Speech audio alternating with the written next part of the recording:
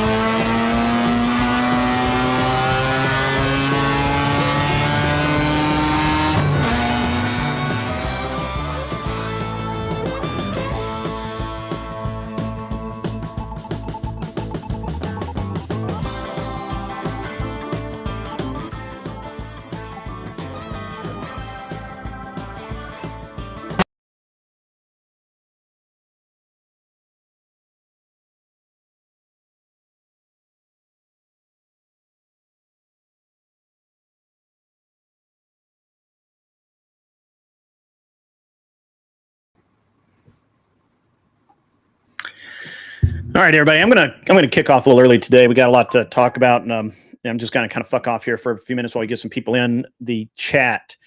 It's been an interesting couple of weeks. Got to turn my phone down here. It's gonna just keep dinging all day. There we go. Got a lot of shit. Got a lot of shit going on here for sure. Let's start with we've got obviously we've got Battleground coming up. Battleground's going to be awesome. You guys need to if you can get to Nashville, you need to get to the Battleground and to the event. It's going to be ridiculous. It's just going to be like just amazingly cool. Now, if you can't, I understand you can't get to Battleground. That's totally cool, totally fine. I get it. We're going to stream the whole thing live. It's like, I don't know, like 14 hours of filming. We will be chopping that up a little bit because we'll have some live music. We'll have some other stuff going on. So probably end up being broken up into individual shows. We're still working that out. It's going to be great. It's going to be really awesome going forward with the live event. It's going to be probably honestly, it's one of the bigger events that I think anybody's tried to do, honestly. The venue is awesome. The people we've got coming are awesome. The people that are already committed are awesome. It's going to be great. You guys are going to miss it. I'm sorry. Don't miss it online, though. Do not miss it online. All right. Okay, so good morning, Carney. Good morning, Mikey Balls, Mr. Insane Wheels. I see Sage Overcast out there. Been a minute. Normally he just pops in and says wrong. I guess we're going to talk about something that he approves of today. That's okay. Hopefully he does. Doesn't matter one way or the other. We're going to talk about it. Got a lot to. It's going to be an interesting day. And it's really interesting. A lot of stuff going on out there. I want to start this off early because, it's just so much drama, so much he said, she said, things of that nature, stuff that's, that I find very odd that grown people do, but whatever. And it's probably only going to get worse, to be honest. It's probably only going to get worse because there's a lot of people out there right now that, they're just haters, man. They're just haters. And that's cool. That's cool. Hate it for them, but it is what it is, right? So now this event in Nashville is going to be really, it's really critical here, guys. One of the things that, right out of the gate, we're talking about a blood sport debate event in a venue that is unlike most of these events. It's not in the halls of academia. We are not in a Holiday Inn conference room with a few folding tables and things like that. This is a legit event.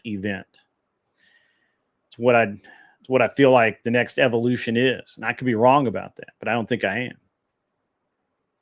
Debate, several people, including my friend Andrew Wilson, has said that debate,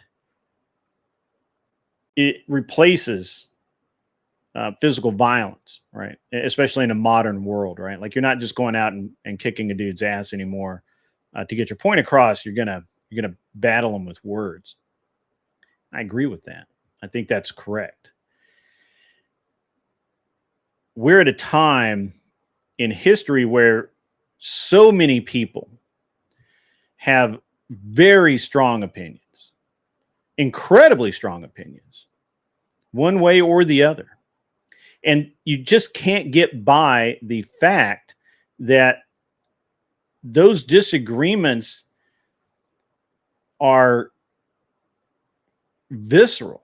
They're fundamental. They're really ingrained to some degree. On the left, you have people that will ignore everything bad and only see the good. Vote blue no matter who. It's a legit saying. Like, that's actually popping up in my feed daily. Vote blue no matter who. It's crazy. On the right, we've got 20 different ideas of what the right is, what a moderate is, and nobody can agree. Looking for the fractures, looking for the things that make us different, looking for what makes you a little less right than me. I don't think we should do that, honestly. I think it's bullshit, my opinion.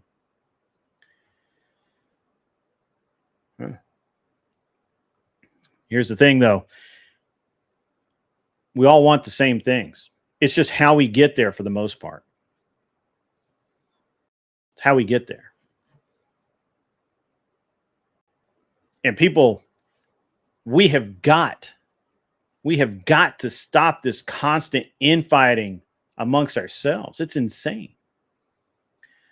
I'm watching the left tear itself apart. You've got the snarkers voice versus the DGGers versus this guy versus that guy. Nobody's left enough. Maybe you're too far to the center. You don't agree with their specific brand of leftism. Okay. On the right, we've got groypers. You know, got neocons.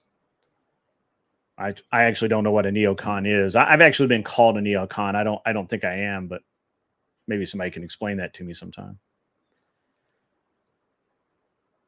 You have alt-right, which doesn't seem to be a thing anymore. It's a lot of things, guys. It's a lot.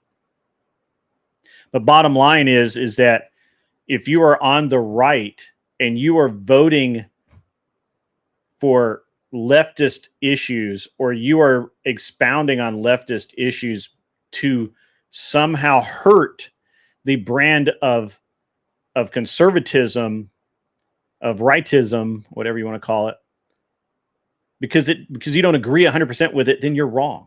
You're simply wrong. But debate is how we settle this.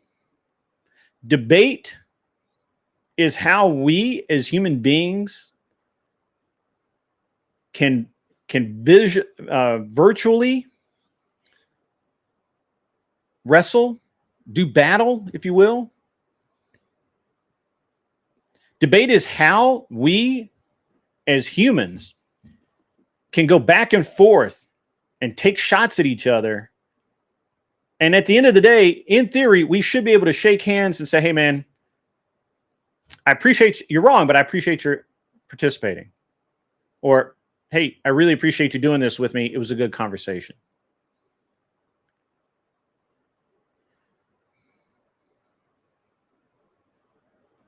I think that that's worth something. I think it's the right thing to do. I think there's a lot of people out there who need to get their shit straight. A lot of people just do not have their shit straight. A lot of people think they can debate. They cannot. A lot of people try and debate out of their ability, beyond their knowledge level. Nothing wrong with that. It's how you get better. But when you take the L, take the L. That simple. Anyway, guys, if you can't be there in person, be there online. September 11th, starting 10 a.m., we're going to run to midnight. It's going to be awesome. It's basically, it's not the same event I've done every time, but it's a really good event. The lineup, you guys are really going to enjoy the lineup. The lineup is just off the chain. And it's going to be really, really good. In other news, on the political right, on the, I don't know, social right. I don't know what we would call it. There seems to be a lot of virtue signaling, the likes of which I normally only see on the left, which is insane. It's crazy.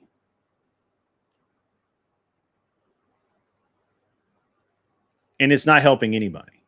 And if you're participating in it, then maybe you need to take 5 minutes, think about what you're doing, and back your shit up.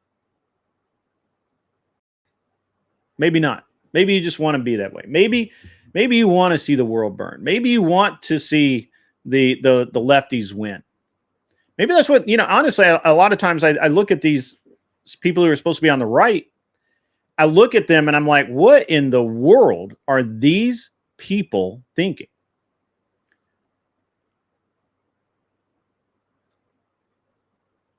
Now, I understand some of them, they are in bad situations and they need a helping hand. And an easy way to do that is through social programs, giveaway programs, the type of thing that I and others typically, we don't like, right? We don't like that.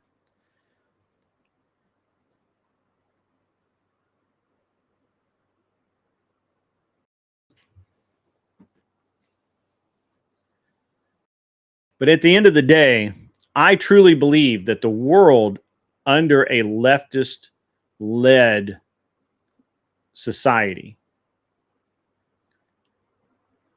is not sustainable, leads to violent civil war, leads to violence in the streets. It's happened time and time again. It's never going to change. And I don't really care if you think Orange Man is bad. Maybe Orange Man is bad. I don't agree with everything Trump does, obviously. But the reality is that if you are letting your dislike for a person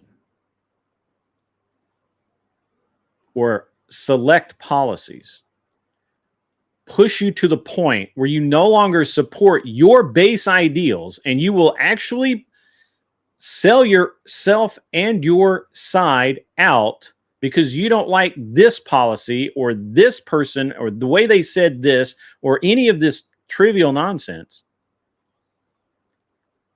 Well, I don't know what to tell you, brother. You're wrong. Sorry. I hate to be the bearer of bad news, but you were wrong. And obviously, you were never a conservative. You were never truly on the right. You just, maybe you're a libertarian, maybe you just want to have your guns and get high and smoke pot and get the government to pay for it. I don't know. Seems like a lot of people these days. And we got a lot to talk about today in politics. Politics have been popping off. I don't know if you guys know this. A few months ago, the EU General Assembly voted to actually deport all illegal immigrants. Now, this was downplayed on the world stage by basically saying that, yes, the law says we can deport these illegal immigrants, but it really only pertains to people who have overstayed their visas, or maybe they came in under an asylum visa, and they turn out that they're not actually refugees, which is a lot of them. Honestly, I think it's a majority of the people who have come into Europe, mainland Europe, the EU.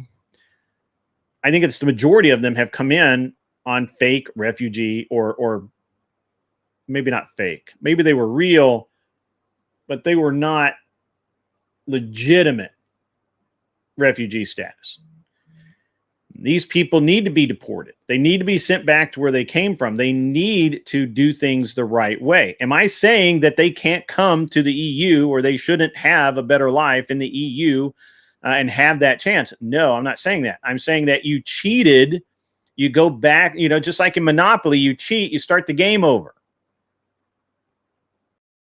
Okay? You cheated the system. You go back to start. You don't get to just stay there, right? Again, if you cheat at Monopoly, we don't let you keep your money and your houses on Boardwalk. No, we start the game over. We take your shit. Start over. Now, I don't understand the problem with this. I really don't. I think that this is a fairest way to do it. They're not saying, hey, you can't come back. But you may not be able to come back because you didn't have a legitimate reason to be here in the first place. I think that's all well and good. Now, I'm still waiting to hear. I just looked because I thought by now, this was 3 or 4 months ago that they passed this resolution. I thought by now there would be some statistics. There would be some information. There would be a number of people that they've actually deported versus the people that got to stay. And if they have those numbers, they're very difficult to find that you can actually quantify and determine that they're real numbers. There's a lot of numbers out there that you can find that are put out by reporters, that are put out by news agencies, that are put out by estimators and insurance companies, but not the EU themselves, as near as I can tell. I could be wrong about that. I may just not have. I may not speak EU well enough to get through this, but it's very interesting to me that we have this situation happening. And this is going to kind of lead into the rest of today's little monologue.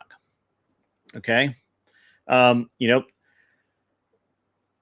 Say what you will. Trump's primaries are banging. I mean, they're banging. Okay. And we've got this trade war with Canada heating up. I know there's a lot of people really mad about that. 10th Man probably is really unhappy about the trade war going on. There's a lot of pain coming from Iran based around diesel and energy because of the Iran situation. ICE, baby, has been hitting record numbers. ICE has been literally doing their job finally, and they're hitting record numbers. Obviously, we've been talking a lot over the past few weeks about the data center backlash and how that's going to affect the midterms. And of course, yesterday, Dolly Parton passed away at 80 years old. Not literally a legend, an icon. I remember as a young lad watching her and the Barbara Mandrell. I think it was the Mandrell sisters play on the Grand Ole Opry, which was in Nashville, an hour from where I live. Back then, it was an hour. As always, guys, like, share. We can join in the conversation in the chat. I may or may not have people coming up later for some discussion, and it's going to be interesting. Mr. is correct. Yes, Mandrell sisters. Thank you. Ford thinks he has leverage to threaten Trump siding with Canadian lefties, but when you charge $120K for an F-150, do you really have the support of regular Americans? No, you do not. And Mr. is actually correct about this. This is something that's really, really stupid. There's no reason that vehicles in this country should be where they're priced at today. Now, I'm going to explain this. So back pre-2020, cars were reasonable. I mean, they were still expensive, but they were what I would consider reasonably priced. Then COVID happened. Prices shot up. They had chip shortages. They had all these things. and you were buying used trucks for 70 grand. You could stretch your payments out, I think like 80 months or some crap like that. It was crazy. And if you are going to, and if you were going to go buy a vehicle, a new vehicle off the lot, you were going to pay for it. I remember looking at a Suburban at $108,000 discounted. Like that was the discounted price. I think list was like 130, 140 grand for a Suburban. When I could go down the street and get a Mercedes GLK or whatever and it's obviously a smaller vehicle. I could go down and buy the Mercedes for 90 grand. How in the hell does a Suburban get to be 40 or 50 grand more than a Mercedes? That's insane. Welcome in, Grumple Stillskin. Good to see you. Yes, Cummins 12 valves are cool. I had one. It was awesome.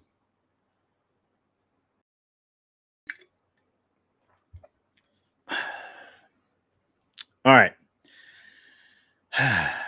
So apparently people have underestimated Trump's muscle in the primaries. This is, let me repeat that. Apparently people have underestimated by a lot Trump's muscle in the primaries. Here's why. Right now, he is still the dominant force inside the party, even with the polling softness.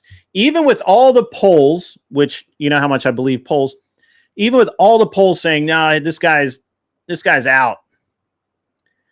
And you know what this guy's out to lunch. He's can't get reelected again, so who cares? But Trump's pull in the polls cannot be denied. Now, I'm going to use as an example here Darline Graham, Lindsey Graham's sister, who is a political newcomer. She just won the South Carolina GOP Senate primary runoff, obviously with heavy Trump backing, right? Beating out the 5-term Republican candidate that she faced, Ralph Norman. Trump stays undefeated in Republican Senate primaries this cycle.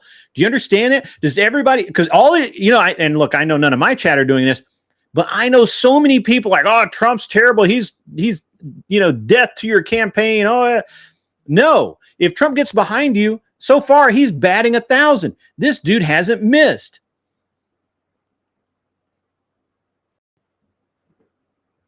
He hasn't missed. So I don't know what you got. I honestly, I don't know what everybody's thinking right now. You need to stay on board the Trump train. Remember when we all said, hey, get on board the Trump train? It's going places. Now you need to stay on board the Trump train. Because if you don't, you get primaried out. All right. So, again, Trump still dominant force inside the party, even with that polling softness, the squiggle. Loyalty is rewarded. Trump, everybody that Trump has backed has been loyal to him. It's not a question of of them promising political favors or anything like that. They were loyal to him, and now he's loyal to them. And those results versus the establishment residual is astounding. Astounding. It's astounding. What's up, AVG? Good to see you. I'm actually shocked to see you, AVG. I thought we were on the outs. Maybe we'll need to have a conversation. Maybe I'm just being an overly sensitive man. Could be. All right. So, yes, AVG, I hope we don't lose traction either. And what's being signaled by Trump's power in these Senate primaries is that this signals for November that he can transfer that energy to the general election as well, right? It's not a question of can he, it's that he has that ability. You got Joe Manchin. How do you say it? Joe Machine? It's Manchin. Manchin, I think. Anyway, has been pushing independence as a third way. Like a lot I hear out here in YouTube land, where everybody's like, oh, you know, the two parties are right, left. No, I'm not right nor left. Well, you are, whether you admit that you are either right or you are on the left or you're in the center being a coward. One of those three, that's the end of it. Now, you can say that, hey, I like this leftist, what he's saying, better than I like this guy on the right now, because the guy on the right is a shill, and the guy on the left seems like he's having a good day, and he might actually be more right than left, and he might be based. You could say that, but you are still one or the other. There's really no middle ground, folks. There really isn't. Anyway. And that brings on this Joe Manchin guy who keeps pushing his independence as a third way, needs a reality check, a realism check on whether or not that's going to work, and if it actually weakens both positions or one position more than the other, and fragments the opposition. And this is and Mr. I'm going to get into that. I promise I will. If you had yeah, right. Yeah. Gotcha. Okay. We're going to talk about that. Stand by, guys. I've got Glenn ringing in. Stand by. Yo, dog, I'm live. What's up? You're all good.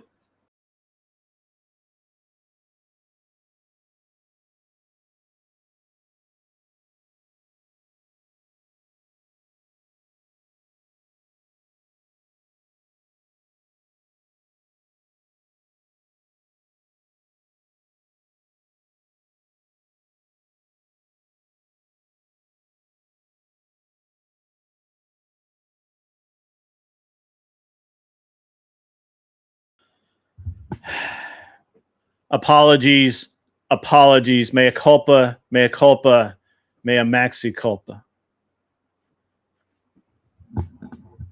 That means apologies.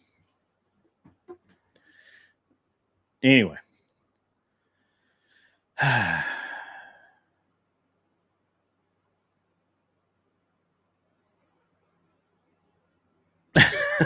Yes, that's Latin, AVG. I was going to be a lawyer, AVG, at one point in my life. I decided not to be, obviously. But that doesn't mean I'm not an educated man. All right, where was I here? So we talked about Joe Manchin, right? This guy who's pushing for third party. He's an idiot. He's got to get out of there. And now you've got, and part of the attractiveness right now of a third party is you've got Candace, Tucker, Megan, whatever her last name is, are out there, and they're talking about, that they're separating from the Republican Party. They're no longer considering themselves Republican, but they're not Democrat either. And so they're the brave new world of right, of righties. This is insanity. Okay. All these people are fucking grifters that are trying to get money out of your pocket. That's it. That's all of it. This is all for money. Like politics in general always reduces down to pay me money. Okay. And maybe I'll do what you want me to do after you elect me. Candace and Tucker, who, by the way, I used to really like Tucker Carlson, and I liked Candace to some degree. But what they have shown over the past 2 years, 3 years, is that they are not to be trusted. They're not to be, and their opinions are not to be valued. Now, and I say that with a heavy heart because I really like Alex Stein, who I believe is the nephew of Tucker Carlson. And I think he's pretty based. Unfortunately, I think Tucker and Candace I think they're high on their own supply, as people often say. All right. Sorry, guys. I got to keep hydrated. Got to keep hydrated. So, what does this mean for us? Well, party discipline matters. Okay. As I said earlier, I don't really understand why we, as people who are on the right, who basically believe all the same things, maybe we disagree on the how or the when or the why, but the overall end result, the overall directionality, we agree on, right? And this is the same kind of discussion I have when someone says, well, you should be Orthodox, or why aren't you Orthodox, or why aren't you Catholic, or why are you Baptist, why are you dirty Prot, that sort of thing. Well, look, I'm coming up on 40 odd years as a member of my church. It's done a lot of good in my community. It's done a lot of good in my life, and that's what I believe in. So I will stand on that. I'm not converting to something else because it smells better or I think it might be better. Okay. Now, I agree with most of the things. I think pretty much mostly the Orthodox and I agree on a lot, right? Instead of the Catholics. The Catholics are a little more weird. Church of Christ, we agree on a lot. I don't really have a problem with what they do. But when it comes to values, morality, that sort of thing, we all stand more or less on the same line. It's the same thing in politics. I don't have to agree with everything a candidate says. I don't have to agree with every single thing that a candidate says. I don't have to agree with everything that anyone says. But it seems like so many people these days just have to find the differences instead of finding the things that we agree on. Find the things that matter. I have far less interest at this moment in what's going on with the fighting of a war than I do with what's going on with the Second Amendment in this country right now and the laws around that. I don't really care about us remaining part of NATO or the UN or any of that shit. I don't care about any of that. I'm easy to go along with on that. I care about, the Supreme Court doing its job.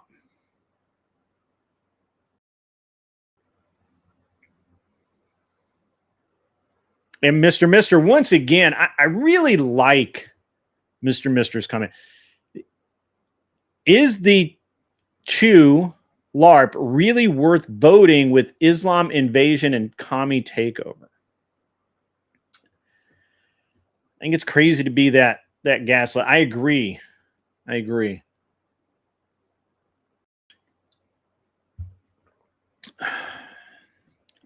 Good morning to everybody who's joining us. I'm trying to pay attention to chat. I'm sorry I get going. It is what it is.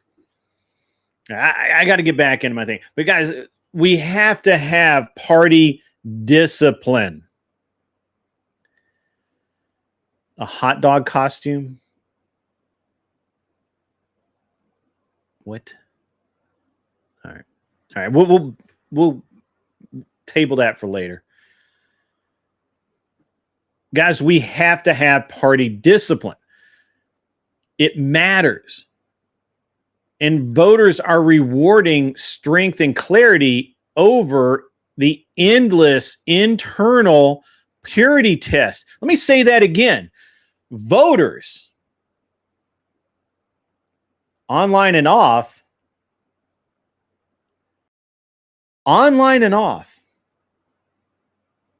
people around you are tired over these endless internal purity tests. It's showing at the polls. It's showing in our communities online. It's showing in our communities everywhere. Stop it. Stop it.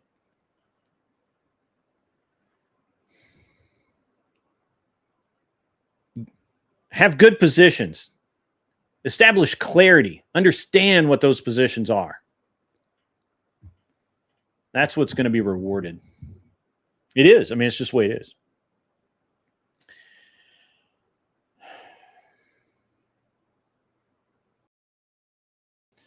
Now, look, I've got friends. I'm not going to be able to be at the Republican convention in Texas next week or week after. I have friends that are going to be there. Glenn Lawrence is going to be there. Admiral Gibbs is going to be there. Not So Erudite. Her husband, Nick, I think, are going to be there. I'm not sure who else is going to be there. A lot of people. It's going to be great. It's going to be wonderful. Obviously, Gibbs is pro GOP. Erudite is not. I'm not really sure what Erudite's doing there. I think she's doing some kind of like man on the street. Why are you voting red sort of deal? But we'll see. Yeah, the RNC. Yeah, next week in Texas. I think it's next week. So that's going to be fun. Obviously, Trump and Vance are keynoting the RNC. It's going to be awesome. I can't wait to see it. I hope that the clips coming out of that live up to what I'm building it up to in my head. All right, I'm gonna switch gears here a little bit. Yes, I believe Erudite is going. So I have a weird position on Erudite right now. I really want to kind of dislike Erudite. But she keeps saying based shit. And then she'll say something that's like fucking off the wall lefty. And it's like, what the hell? You know? Like I'm confounded a little bit by Erudite. I don't like, I don't know. I'm not going to Texas next week for the RNC. I would, but I can't. I'm confounded by Erudite. Like, I just don't know. Like, half the time she's like kind of based. Erudite comes from Twitchland and you never understood. I got you. Yeah. I mean, I don't get like she's Christian, but she says some fucked up shit. And then she's like based, but then she says some fucked up shit. Like, I don't get Erudite at all. Like I'm getting to the point where I'm not trying to even understand, but obviously, you know, Gibbs is going to be there against Erudite. And I think that's a fair fight.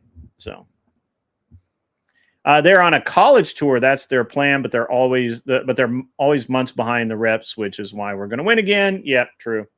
It's pretty funny. Know what, AVG?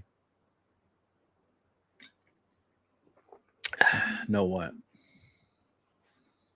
So I'm very interested to see if Erudite begins starts doing her trad wife arc. That's what I'm wondering. Gonna start that Reformation arc. I don't know. You don't know who Not So Erudite is? We call her Not So Bright. Her name's Kyla. She's weird. She used to be I think she's been thrown out of the DGG because she didn't agree with Destiny and his positions. Yeah, Grumple, you should definitely make a position. An appearance there. Okay. All right. AVG, what was the no for? I'm still curious. Yeah.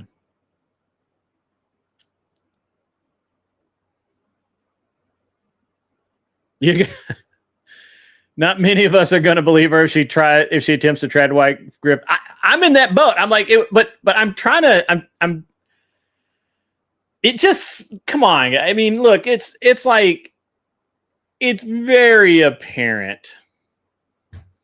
Yeah, Shu on Head's a perfect example. Shu is like lefty, and she got married, she had a kid, and now she's based. I mean, she's like, well, I lean left, but blah blah blah. And I'm like, I think Erudite is following Shu on Head's arc. I do. I think that this is just a pattern, right? And I was listening to Shu on Head the other day, and Shu on Head was actually like making like a lot of sense. Like it was weird. And I actually listened to Shu on Head much. So that may have been the only time. Don't be fooled by Erudite. Nobody ever really actually fools me. I'm just confounded because I'm trying to determine basically if Erudite is starting her trad wife, reclamation arc, where she's gonna, see the evil of her lefty youthful ways, and now she's a grown up, and now she has bills to pay and shit like that. Now she's gonna come over to our side, right? And then I don't know. Grumplestiltskin Dylan Burns is going to be debating Grand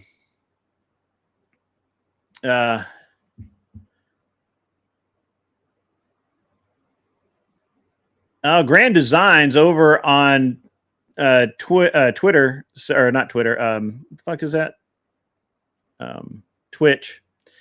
Says Erudite is attached to democracy and sees no other way. Yeah, maybe. Dylan Burns is going to be at my event in Nashville debating Enrique Tarrio. So, what are my thoughts on that? I thought I made them pretty clear last night. I told Flo it's a pretty fucked up thing to do. JK. That's why you don't trust her changing. I see. I'm in that same boat with you. Grand Designs and I are on the same page. Yeah, just the way it is. So yeah.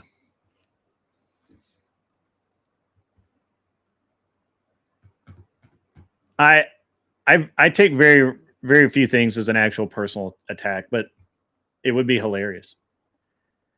So yeah. So so that's I don't know. Erudite confounds me. I don't know. I keep like I don't know. It's really weird. She's gonna next thing you know, she's gonna be I don't know. It's just weird. But whatever. Dylan Burns is going to be at the event in Nashville. Yeah. You guys should come out, check it out live. JK, I did not do a show last night. I was on Flo's show right after the I did right after the kind of the event. I like it was weird. I left. I had some things to do. I come back and Andrew's on there kind of tearing up Flo, which I thought that was appropriate. I only caught the last of it, so I don't know all of this. Yeah, I'm not going to talk about all of the shit. But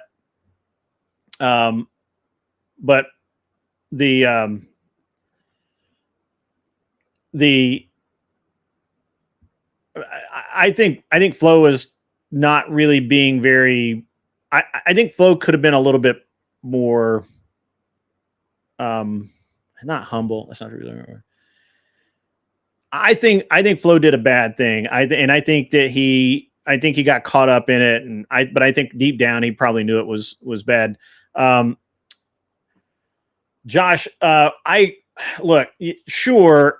My address is publicly listed, but I'm telling you, which is what I asked Flo last night, was like, hey, if somebody that I just really don't like, for example, if Speakeasy sent me something to my home address, I'd be pretty pissed about it, right?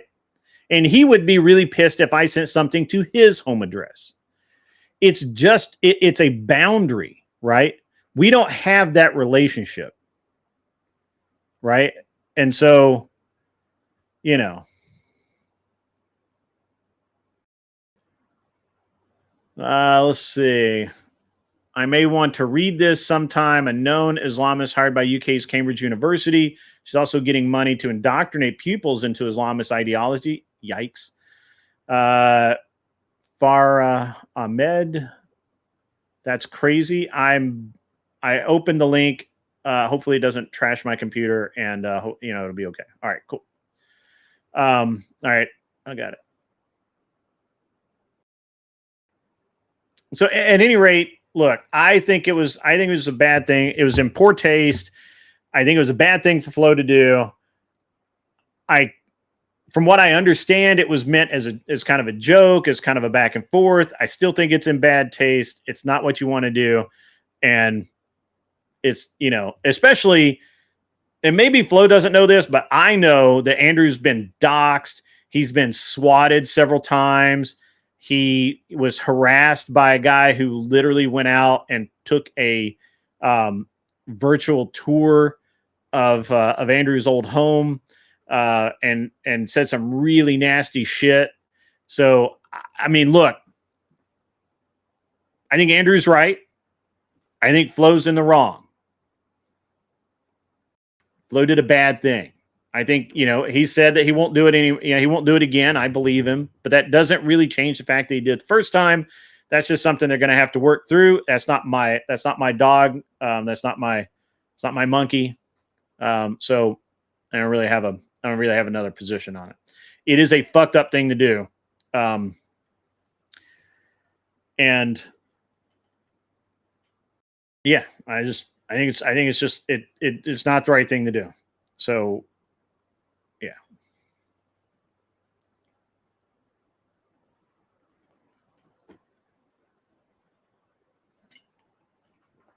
And I mean, it's pretty hard to find where I actually live, but you can find houses that I own, and you can do that. Yes, you still can. All right, I'm going to get back into my show, guys. I appreciate the thing.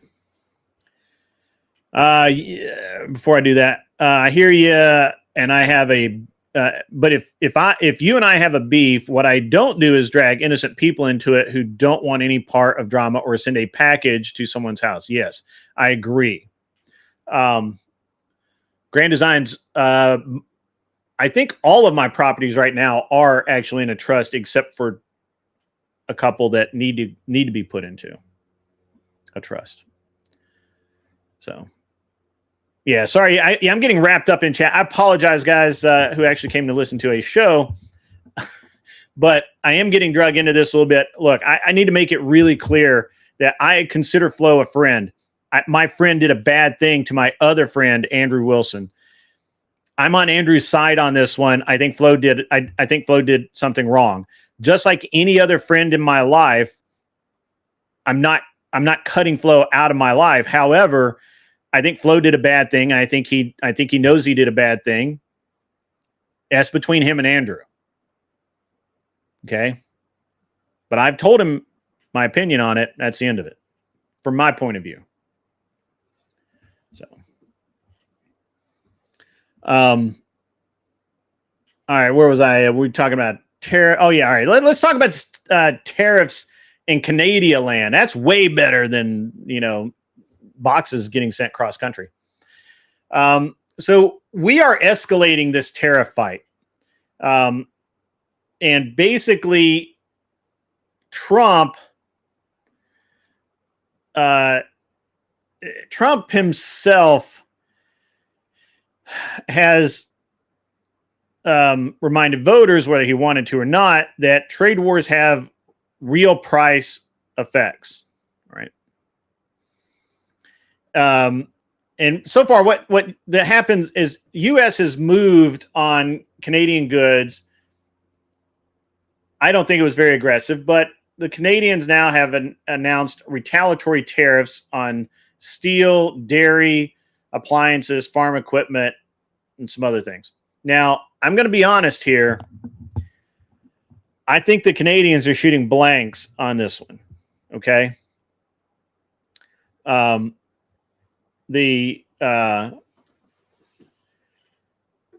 First of all, while we do get steel through Canada, that steel comes from other places, and we will be glad. And the reason it goes through Canada first is because it's a way of not paying the import duties to the U.S. If Canada is going to charge us taxes on it, then the people shipping it to us are going to ship it directly to the U.S. because it's now cheaper to do so. That's dumb. Canada, not real smart there. Dairy, really? Nobody cares. We have lots of dairy farms in this country. Canada can go suck it. I don't know about appliances. I don't know why appliances came up on the list of shit that Canada makes for us, because they don't make it. Canada doesn't make shit. However, and Trump is right about this, the way this has worked for a long time is you would have companies that would ship things from Vietnam, the Philippines, Taiwan, Japan, China, into Canada, where the import tariff was cheaper, and then they would bring it into the U.S. because the U.S. and Canada, the U.S. used to not really charge goods brought in from Canada a lot. We didn't have a really high tariff on any of that. And so this was a way around that. And what Trump has done is said, no, we're not doing that anymore. If you want to bring your stuff to America, bring it to America. Don't go to Canada first. And so what that has effectively done is it, and I'm sure Sage Overcast is about to pop his head up at any moment telling me that I'm wrong, but I know that I'm right. Reality is that this hurts Canada a lot, because if it's cheaper for these companies to ship the products directly into the U.S., then Canada loses that money. And it costs them jobs. It costs them a lot. Okay. Now, I don't know if you guys know, and it's just kind of a side note. Trump is publicly floated the idea of renaming Lake Ontario to Lake America. Right? And now VP Vance has joined that kind of deal, as that kind of thing. Toyota RAV4 Canada manufacturing was moved to Kentucky. That's true. 27 hybrid RAV4 should be coming exclusively from Kentucky. That's correct. Right. And Mr. Mister is correct here. He thinks Canada is in the same group as like Japan, Ireland, Mexico. It's not completely lost, so we're trying to negotiate.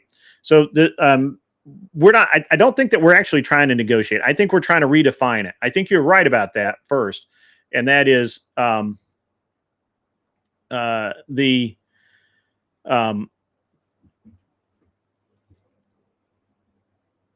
way the system has worked is Canada's been the beneficiary for basically doing nothing but letting items come into Canada, get offloaded, get trucked across Canada, go across the border, and they collect money. And that's all been well and good. But now Trump is saying, hey, that costs American taxpayers money. So hell with that. We're going to make it expensive for you to do that. And it's going to hurt. And it will hurt Canada. It definitely will. I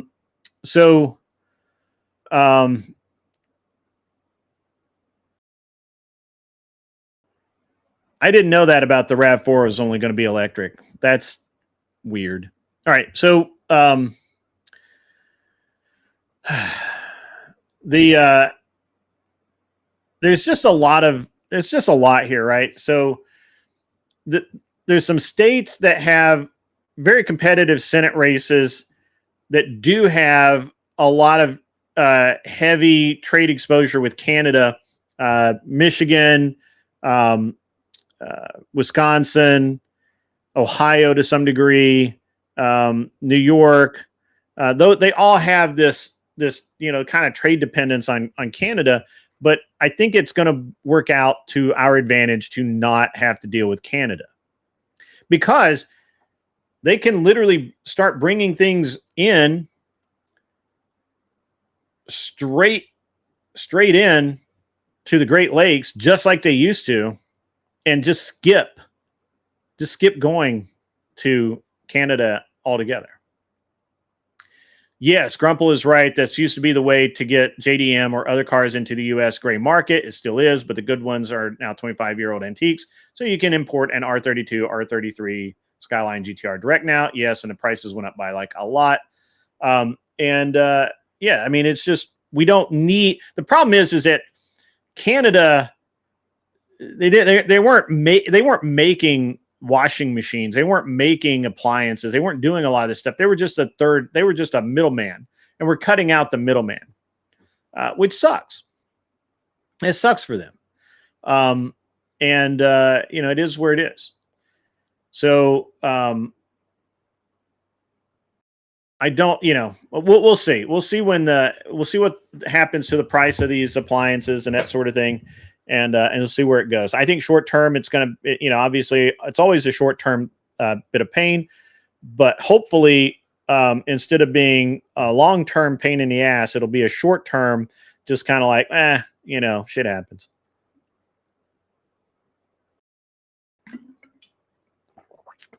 Agua. All right. All right. We're moving right along today.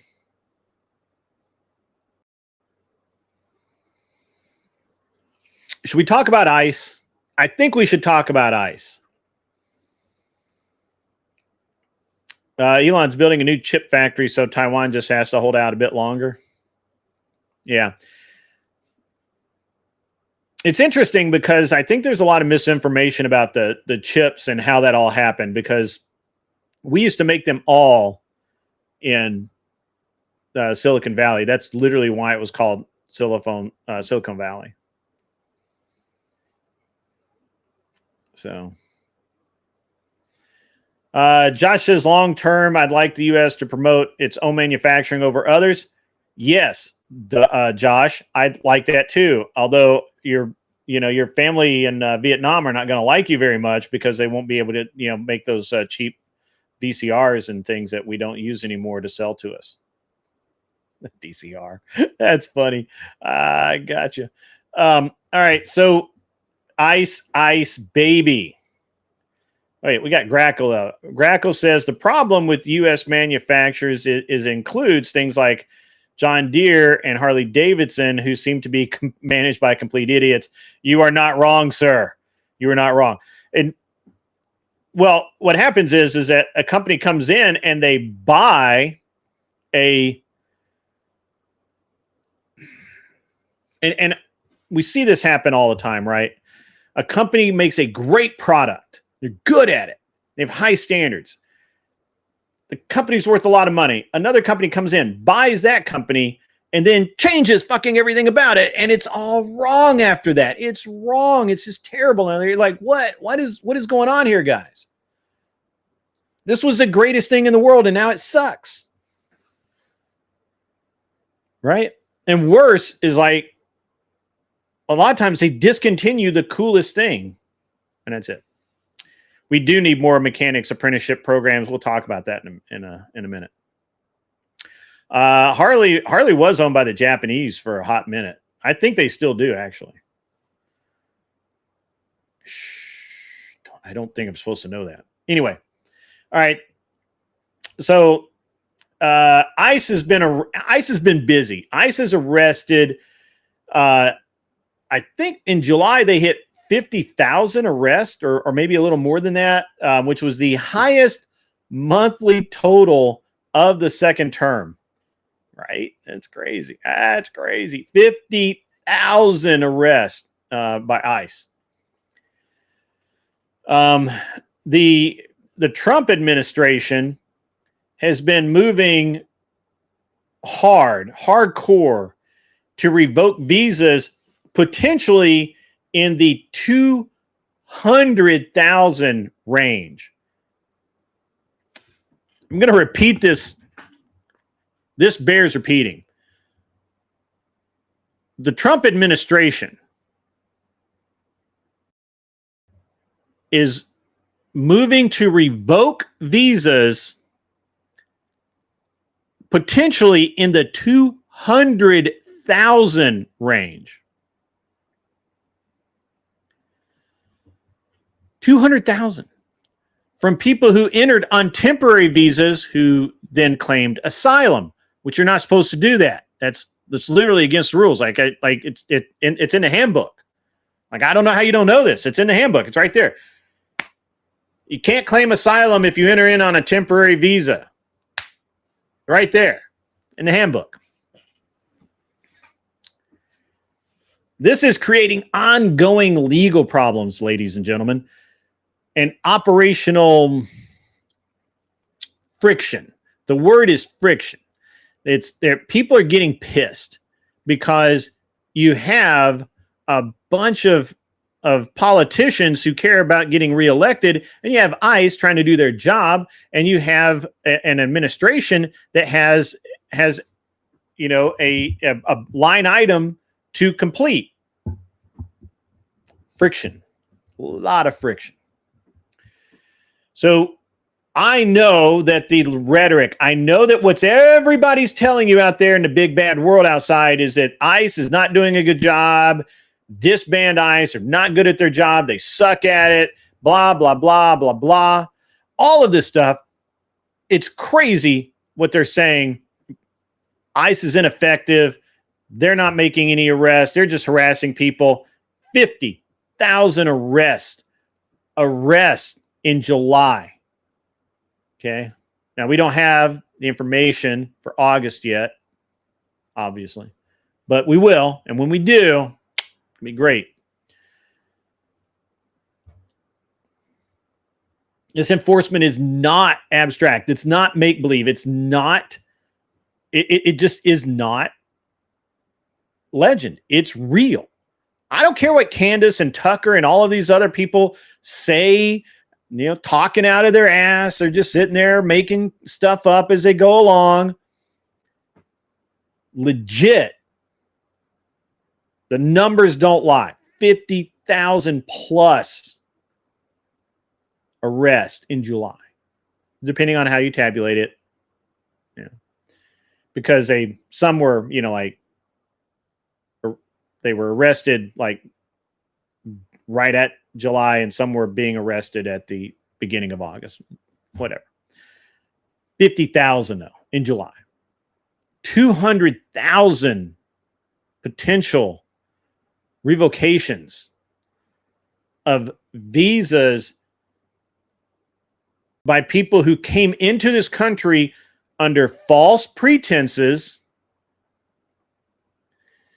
on a temporary visa and then claimed asylum, which is against the law.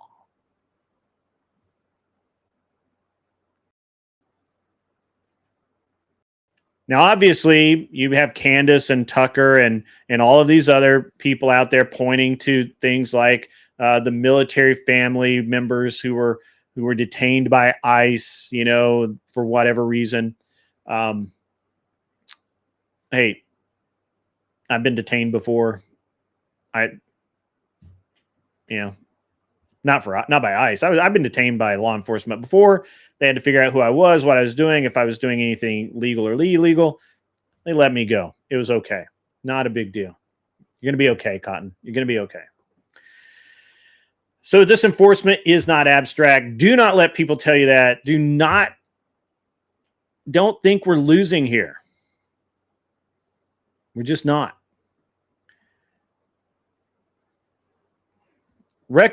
These record numbers mean real removals and deterrence.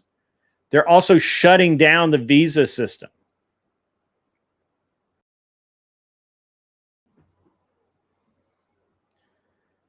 So enforcement is not abstract. This is not made up. This is not vaporware. This is real. The asylum abuse versus legitimate claims is a known loophole. This temporary visa to asylum pipeline has been going on for probably a decade.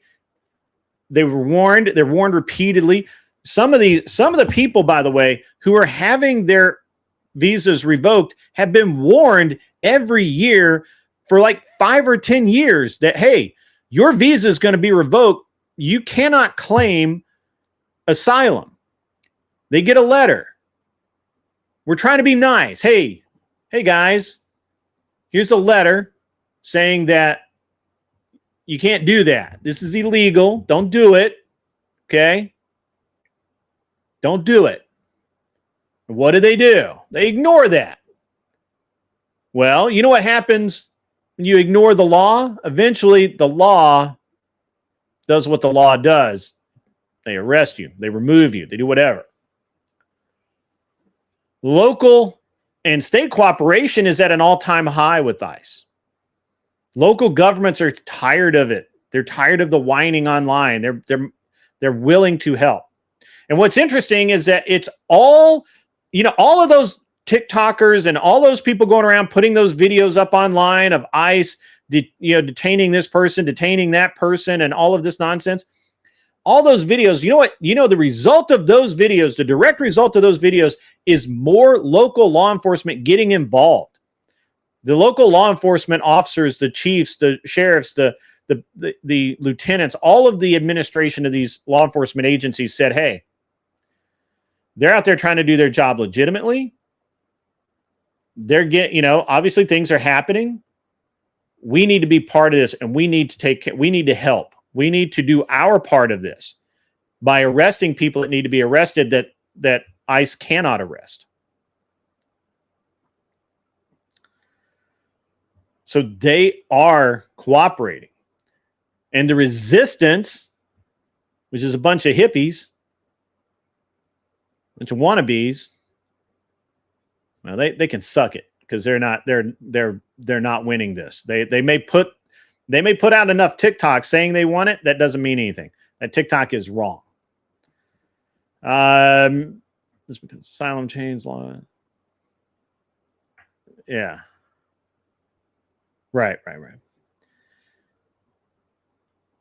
I got you. Yeah, Mr. Mystery, you're right on that. That's good.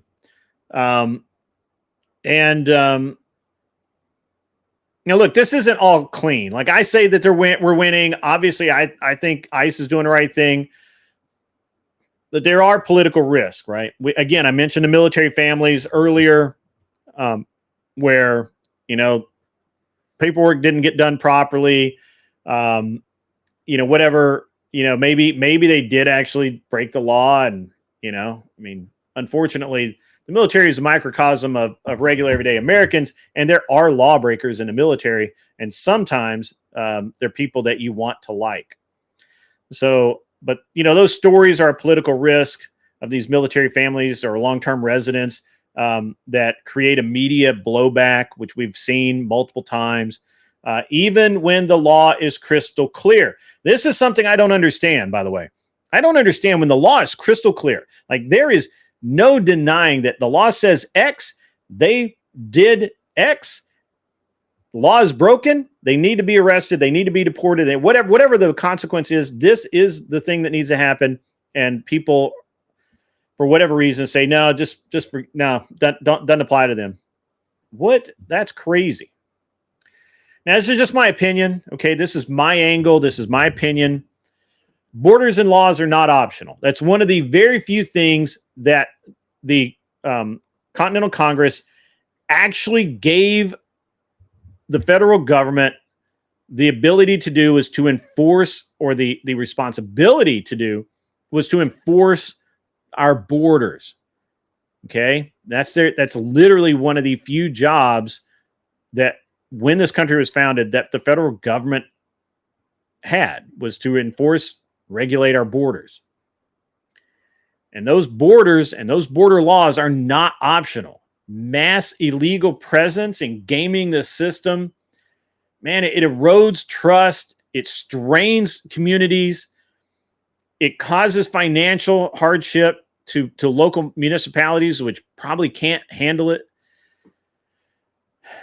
And at the end of the day, enforcement is the only path back to credibility and a sense of normality. It just is. Okay. It just is. Give me a second. I need to hydrate again. I'll try and read some comments.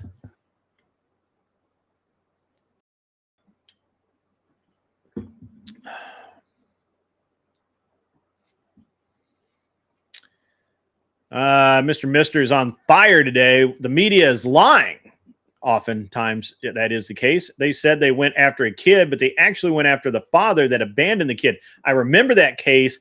That was epic the way the media, the news media, the fourth estate, the trusted layer of society, it's epic the way they flat out lied. They didn't misrepresent. They lied. This is why the media in this country is not doing the First Amendment any good at all. They did go after the father that abandoned the kid. He said he's going to, I'm not going to say what group it was because I have Act Blue Ties. Sure. Got that. Grupple says borders, national security is one of the things that's actually in scope for the federal government. They do all this other nonsense that is not in scope. Yes, I just said that. That's right. What's up, effing epic? Good to see you in the chat today. We are, I'm just running down. I got some topics today. We talked about immigration. We've talked about a few things, and I'm just going down the list. Talked about the Canadian trade war, which I don't actually see as a trade war. I think Canada is going to get a bloody nose here. I think that unfortunately our friends, our Canadian friends, are going to be really pissed off, and they're probably going to be really pissed off at me for saying the things I've said. But sorry, it is what it is. If you don't like it, hoist the black flag and have at me. All right. So moving on, still kind of in this, politics sector, but we're going to talk a little bit about the opposition and the mythology behind these data centers. I've been debating and chatting and talking about this for it seems like weeks and weeks of talking about these data centers and just the mythology around them, some of the very, very bad, very, very bad takes on the data centers. It's so crazy. I'm going to lay this out for you. So local opposition to these, and even where I'm at, but in almost across the country, everywhere they try and put one of these in, the local opposition is explosive. It's explosive to these AI data centers. And there's all kinds of things that are listed, water use, power demand, pushing the electric bill out onto the citizenry so that they actually, your normal homeowner or resident is actually paying the power bill or a big chunk of the power bill for the data center. The conversion of farmland into these data centers, which actually is a concern to me. And the idea that we're being sold a bill of goods, and that what what a lot of these data center developers are, and now look, understand that there's a couple of different types. You have the federal government and government agencies that are building data centers. That's bad, but generally you're going to get paid if you work with them and blah blah blah. Then you have corporate data centers, and these are often they're big companies. They're going to pay their bills. They're going to do they're going to more or less follow the law as much as they ever do. And then you have the speculators, and these are guys who are building these data centers, basically mostly on other people's dimes, and they are going to one of the things they sell a community is it's going to create jobs, and this happens with the corporate and the private data center builders. They sell it to you. They come into your community and say, hey, we're going to build this data center. It's going to provide all of these jobs. They give you some just grandiose, amazing number of jobs and money that's going to flow into the community. The problem is those are short term. They last until the building is done, and then the job's over. And and a lot of the workers that come in are transient anyway. So it really does, it pumps some money into the community, but really not that much. And that's weird. That's bad, right? Like, these are limited permanent jobs where people are being promised a massive number of permanent jobs. And that's a serious problem. And this is an issue that is shaping the midterm races. It really is. I mean, you can't get away from it. And in multiple states, including I think Tennessee, we've got I think a couple of data centers that people are fighting over. Mostly the Democrats are leaning into this anger. They want everybody pissed off about these data centers, but they're not really trying to do anything about it. And the Republicans are, I want to say they're riding the fence, but they're kind of stuck in the middle here because they see how the data centers work and the benefits that they can have. And they see the downside. Trump is defending the projects for the jobs and investment portion of it. But I think even he admits that these are largely, to a degree, temporary jobs. You can't get past that. These are not permanent jobs. Once that data's sure, you put 2,000 people to work building the data center, but then once it's built, you're going to hire 30 people to actually run it and work there. So I think that's pretty fun. Not fun. I think that's pretty short-sighted if that is what you're looking at is the jobs that these facilities are likely to bring into your area. And the Republicans are kind of, they're kind of riding the fence on this. Whether or not that's a good thing, I don't know. Now, the EPA has, in what I think is a very interesting move, they've moved to limit the public input on the permits. Now, I want to say this again so that you clearly understand what I'm saying. The EPA has moved to limit public input on permits for data centers. That's pretty crazy. Welcome in, ZD Den. Good to see you. You have a data center. People are complaining about the noise. Not true. My father has a whole home generator. Every Monday it cycles stuff. It's much louder than a data center hum. Yeah, I actually have a generator. Yeah. Grump thinks the data center speculation seems to be a bubble. Well, let's just talk about it. So it should be no shock that tech giants are pouring hundreds of billions into these facilities while the communities are absorbing the offset, right? The externalities, like the community now has to pay, in theory, or at least in legend, the community is supposedly going to pay part of power bill and all that kind of thing. And I find this to be really classic NIMBY, which I'm usually in favor of NIMBY, not in my backyard. And it's very classic NIMBY meeting legislative, or pardon me, legitimate resource questions that probably are going to end up being legislated.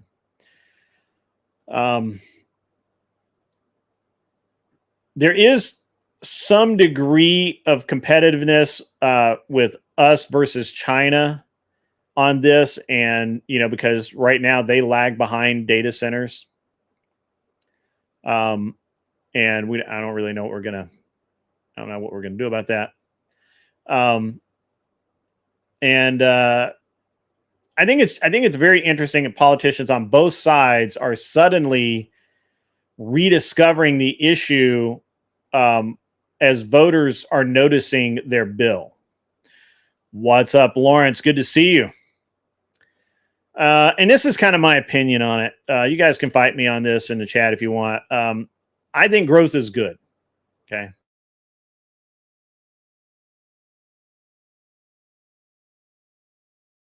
Or ratepayers, as the case may be, and especially in rural communities, is not good. So growth is good. Putting all of the burden of paying for it on taxpayers, ratepayers, and poor people in rural communities, bad. If the AI boom can't stand on its own 2 feet, so to speak, without these subsidies, without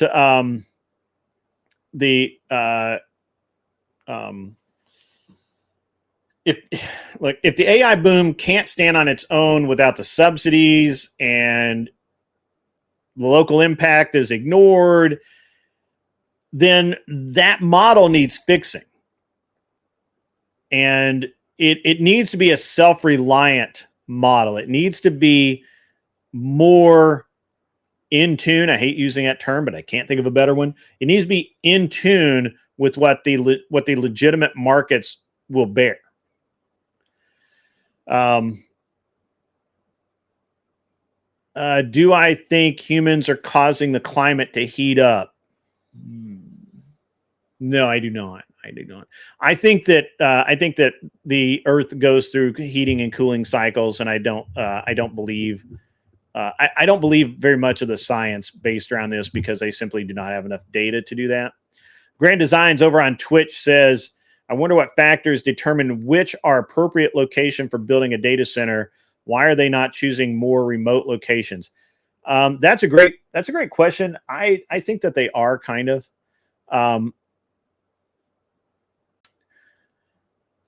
Grunt makes an excellent point here, especially for in Texas and other areas of the country, which actually are more of the country than people seem to realize. These HDC, that's high density computing data centers, would be right at home over oil leases where nothing grows. They could have their own power plants and not disturb anyone. That's true. Possibly pop up new communities around them. That's also true. Yeah, I think that's all true. But no, I do not think the climate is being affected by humans. What factors determine which are appropriate location for building a data center? Why are they not? Yeah, I've already talked about this one. I don't know. I don't really know. If progress were up to a whole, or to the whole, progress would halt. People who progress this world do not make decisions based on emotions, especially fear. That is true. True. So that's very interesting stuff. That's kind of what I got today. These are the hot buttons out there going on right now. Obviously, we have Dolly Parton passed away yesterday at 80 years old. My mom really liked Dolly Parton. And she really liked her attitude, and she liked her kind of legend. It really, Dolly was an interesting figure in society. Lawrence says, I keep seeing posts on Facebook saying people are causing global warming and that the Earth will become like Venus in a few decades. Yeah, they've been saying that we were going to run out of oil every 10 years for the last 100 years. So I don't know what to tell you. All right, look, guys, I am. Do we have anybody who would like to come up on the show and chat about pretty much anything we've talked about today? We can have a great discussion on many things, including what I talked about today. With HDC data centers right now, water access seems to be the constraining factors. These are a lot more HVAC heating, cooling engineered for the heat dissipation rather than computer engineering. So that's an interesting point. And I thought that water usage was part of the problem too, but I actually kind of went down a hole on this, and as near as I can tell, the water that they need for cooling is the same 2 to 3 gallons per tower that a car would use, right? Like it's the same. It's not like it's not like in the Mission Impossible movie where they have the waterfall and they're constantly, recirculating this waterfall sort of thing. Let me add the guest stream. All right.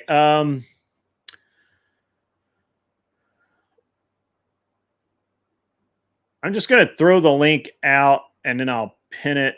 And then if you're going to come up and I don't like you, that's I'm not going to let you up. So, or if I think you're going to be a problem. There we go. Link is pinned. You guys can come up. We can talk about things.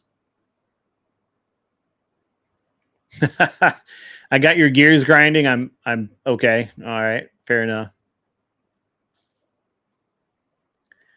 Yeah. So I don't think it's the grid one style of or grid one style. Sorry, I was reading my own name. I don't think it's the Mission Impossible style water tower where they have to swim in to like get it. I don't think that's what it is. Mr. Mister's in the house. What's up, my man? How are you? Hey, how's it going? It's good. Sorry, I'm not like I'm out on the road or whatever, but I just wanted to touch base with totally you for cool. a few minutes. Yeah, man. Yeah. Two things in particular I just want to touch on, and I know with your scheduling and whatnot, you may have to go in a little bit to do family stuff, which is cool and everything. I typically end the day shift show around 3, so I technically have about an hour and 45 minutes to chat. Yeah. I really miss these shows that we used to have. In the day shift was always my favorite show because it was, mostly political or whatever, and that's like kind of a lot of our wheelhouses. But the MAGA thing, right? The schism that we were talking about before, about like, Candace and the Jay Spurging and if you go back and you look at I think it was Tim Pool who had a map, right, about how post October 7th he had this map, and I'm trying to find it but I can't. And it shows a picture of all these colleges and how they were overrun by this like anti-Jay narrative. And a lot of people out there are going to be like, well, you're just shilling, and to me, that's where it started. It started by the left pushing this narrative in the colleges about Palestine, right? Yes. And then it moved further down the line, and regular people weren't buying it. And so what happened was once Tucker and Megan and Candace were ousted, they needed something to grip onto to kind of cause this schism. And so they attached themselves to this anti-Israel, pro-Palestine narrative. And the way I know this is true is they can't come outright and say we're pro-Palestine, right? Well, Tucker has kind of down the road, but if this is indeed a left-wing narrative, why are they not saying that they're just left-wing? Like Owen Schroyer and all these other people. Like, if this was really important to you and this is a left-wing talking point, just come out and say I'm left-wing. And effectively, what has happened is now Owen Schroyer, I think last week he was like, "Oh, I'm, vote Democrat." Like, so I think it was Crowder. He had this debate with Fuentes, and he asked him outright. He said, "Is the Iran situation the deciding factor in everything you do?" And he said yes. And it was like, okay, so immigration, voter integrity, economy, all this other stuff out the window, purely about the J. Spurg Iran scenario. That's the only deciding factor. And it's like, okay. Well, I don't think he could say anything different, though. I mean, his entire audience really is based around his, like J. Spurging. Yeah. Well, and that's the thing. It's like, I don't know if you ever watched that show, The Walking Dead. Did you ever see it? I did. I saw. So my friend really used to love that show, and I remember I would hang out with him, and actually I would stay over for the weekend occasionally when I was in town, and they would run these like 24 or 40-hour marathons, and I ended up watching like a lot of them.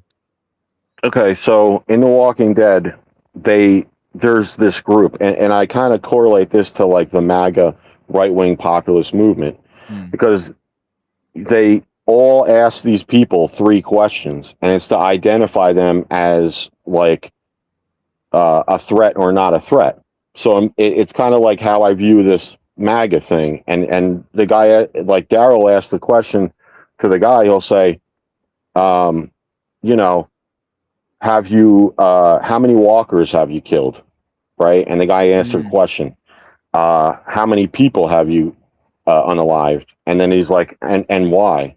And it's not a fact of what the answer you're looking for is the same. It's a matter of how you answer the question that determines if you're trustworthy or not. So when we talk about the MAGA movement, right, you ask yourself, what is right-wing populism? Well, it's God, it's economy, it's voter integrity, it's rule of law. Right, Constitution, conserving the Constitution, and there was one more, and it was a big one, immigration. And I don't think anyone out there can argue against those talking points that Trump is all of those things. So yeah, and I get the anti-war stuff, and for people out there who don't understand how the government works, deals are made to get other things to happen. So do I know for certain that that's what happened with that whole situation? I don't know, but it seems to me like maybe he had to make a deal with somebody or whatever to get that kind of stuff done, which is like, okay, I get that. I don't like this scenario, but when you go and look up the information, the whole background of what happened with the Iran thing, they violated a treaty. They weren't in the right with a lot of this stuff either. The UN inspectors they kicked out and all that. But it's just like, no, everything's the Jews. Everything's like J. Spurg. It's yeah, it does seem. It seems like it seems non-productive, and it's one of the things that I was trying to point out. I don't know how much of the first part of the show you heard, but it seems like that. It seems to me like just like in the groups online, right? Like we, or just the groups anywhere. I mean, we just seem to, especially on the right, we seem to be dividing ourselves over very small things. And on the left, you hear blue, no matter who, like they will infight, but when it comes down to it, they're just they're gonna kind of band together and overlook each other, and then they'll go back to fighting about their differences. The problem with the right seems to be is that we have this purity culture, right? And if you are not as if you are not as radical as I am, well, you are nobody. I just don't even want to talk to you, right? And that's the mentality. And it's crazy. And it's what I was, I kind of started my show off with that because it's really, man, it's really insane. And when we look at Trump, right? And people are like, well, I don't like him because of this Epstein deal. I don't like him because of X. I don't like him because of this. And I was in a debate last week or maybe midweek. I forget when it was, but and I expected the debate to be about what it was supposed to be about, which was the this kind of the blue no matter who, and should the DSA or should Democrats vote for Republicans over incumbent Democrats or DSA? And they were like, well, obviously they should because of Trump. And I'm like, what has Trump got to do with this? Like, this is crazy. Right. Like, what are you talking about? And they spent the entirety of the debate not talking about how bad DSA is and how bad, as a matter of fact, they were like, oh no, DSA's fine. They got some rough edges we need to polish off, but they're fine. Right. But on the right I'm constantly bombarded by people on the right who are like, well, how can you support Trump? He did X. And I'm like, well, he didn't really do X. He did this. And you heard this through the news, but you never actually researched it. So you don't know the truth. And here's the truth. Well, he's still a bad man. I'm like, well, I mean, maybe. What are you talking about right now? What is a good man? We face. We face Right. this ridiculous purity culture testing that we've just got to get over it, right? Like, and again, I'm going to repeat what I said earlier, man. Party discipline matters, and this, I don't know what they're calling themselves, the Groypers and the I don't know, the Candace people and the Tucker Carlson people and all of these people who believe in these guys who don't believe in the moon landing and all of this kind of thing. Well, okay, great, fine. You don't have to believe in that, but you need to have party cohesion, party discipline. You need to be like, yes, you're right. I don't agree with every single thing Marsha Blackburn says, but she's the better Republican candidate for governor here this year, which I don't think she won, but I'd have to look. I actually forgot. I was a Fritz guy. He did not win. And even like, I'll use myself as an example. We had 4 Republican candidates and I listened to all of them, and I voted for Marsha Blackburn for the Senate. She's a good woman. Definitely. Yeah, I think that she means well, everybody has their foibles. Everybody has problems. I think she does. I think she intends to do a good job. And so I voted for her. And but Monty Fritz was like, he was a dude that was speaking to me, man. He's like, Christian values, getting the 10 Commandments back in schools, there's a lot of things that he really said that really resonated with me that might not have resonated to other people. But he was also talking about, let's stop this endless development in our community, in our county. Stop that, or in I guess he was running for governor. So for Tennessee, like, stop the endless development, right? Protect the rural areas that need protect. I mean, he said a lot of things that I really agreed with. Some of the things I didn't agree with, right? But that's okay. Mm-hmm. I didn't need to agree with him on every single thing. Right, right. And again, this is just party discipline. And if it had been, and honestly, if Blackburn had come out of the primary, I think Blackburn did come out of the primary ahead, then there's my vote right there, right? Like, I'm sorry, Monty, you didn't make it. I like you, but now I got to switch my vote, right? Like, I've got to, and I'm not. The other problem I have, and this is something that I don't know if this is like a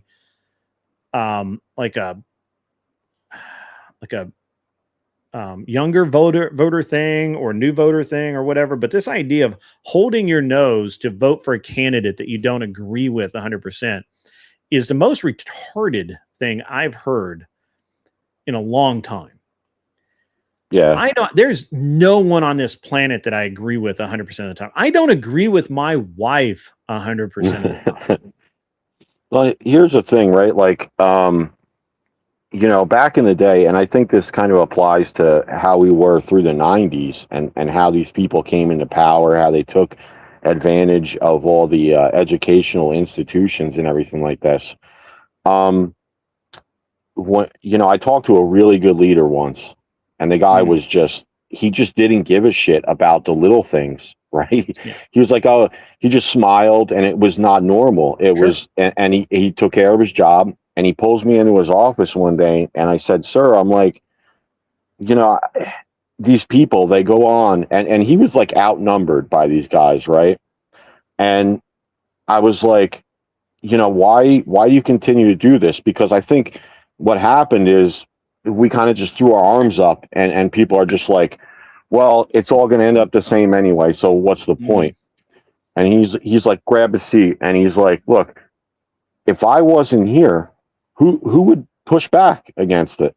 Who would stop this nonsense, or who would maybe appeal to some of their sanity in decision making? So to think like for a second and say like, okay, where would we be if Kamala won or if Trump wasn't there, right? Like, it's like, right. I look at what happened. Byron Donalds won his primary, right? The big bad racist Republicans. Byron won his primary in Florida. And so some of these online people, right, they're my advice to these people is don't let these Democrats tell you who you are. Right. Don't let them don't let them define you. Don't let them define you. They warped the I posted in our group or whatever a video from 1966, I think it was, about how we're a republic and not a democracy. And the guy was talking about it, he was just like, the more they say this stuff, the more you just accept it and you go, oh, we're a democracy. We are not a democracy. We're not. Right. So they're going to tell you're a racist and you're just going to believe them. It's like, no, go F yourself. I'm not going to let them define who we are. It ain't going to happen. Yeah.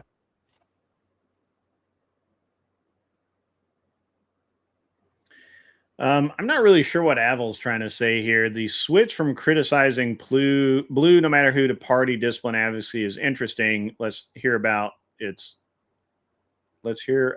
colors, since it's not black and white. Well, here's the deal, Avil.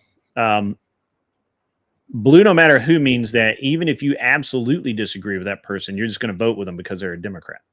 That's it. That's a great point. And I'll tell you this, I had a conversation with someone.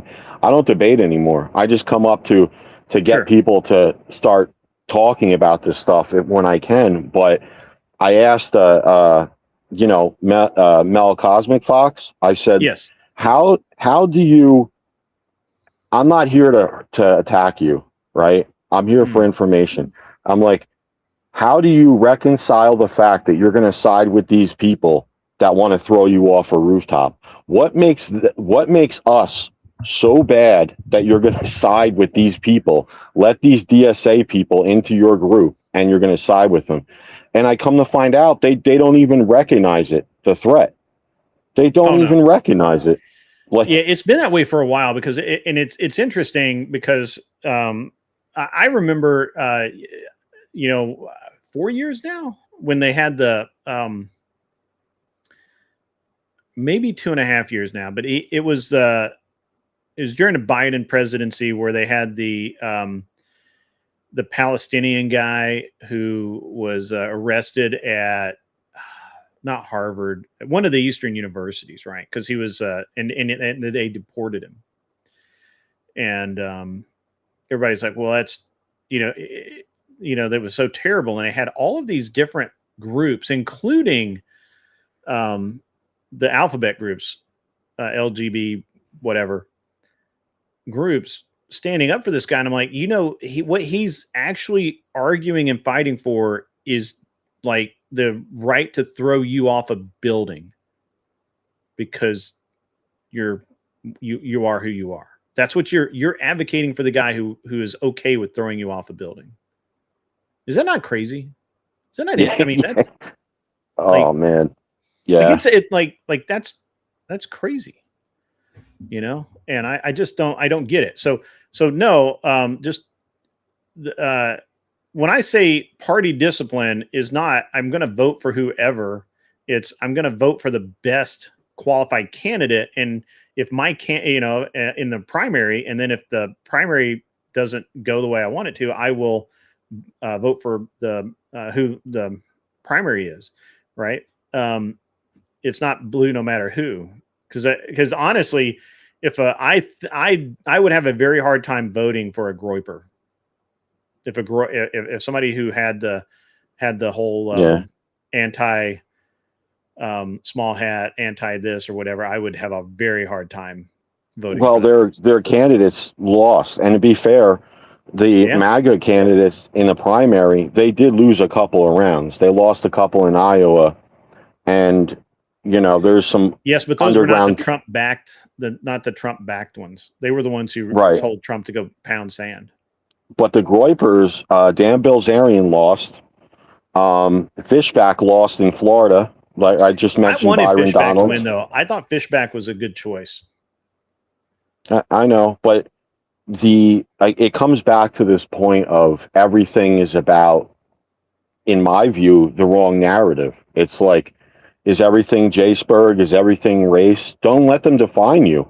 If the guy's capitalist, I already know what they're doing next. They're going after Vivek Ramaswamy in Ohio. They don't like him simply because I met him, and I like that guy.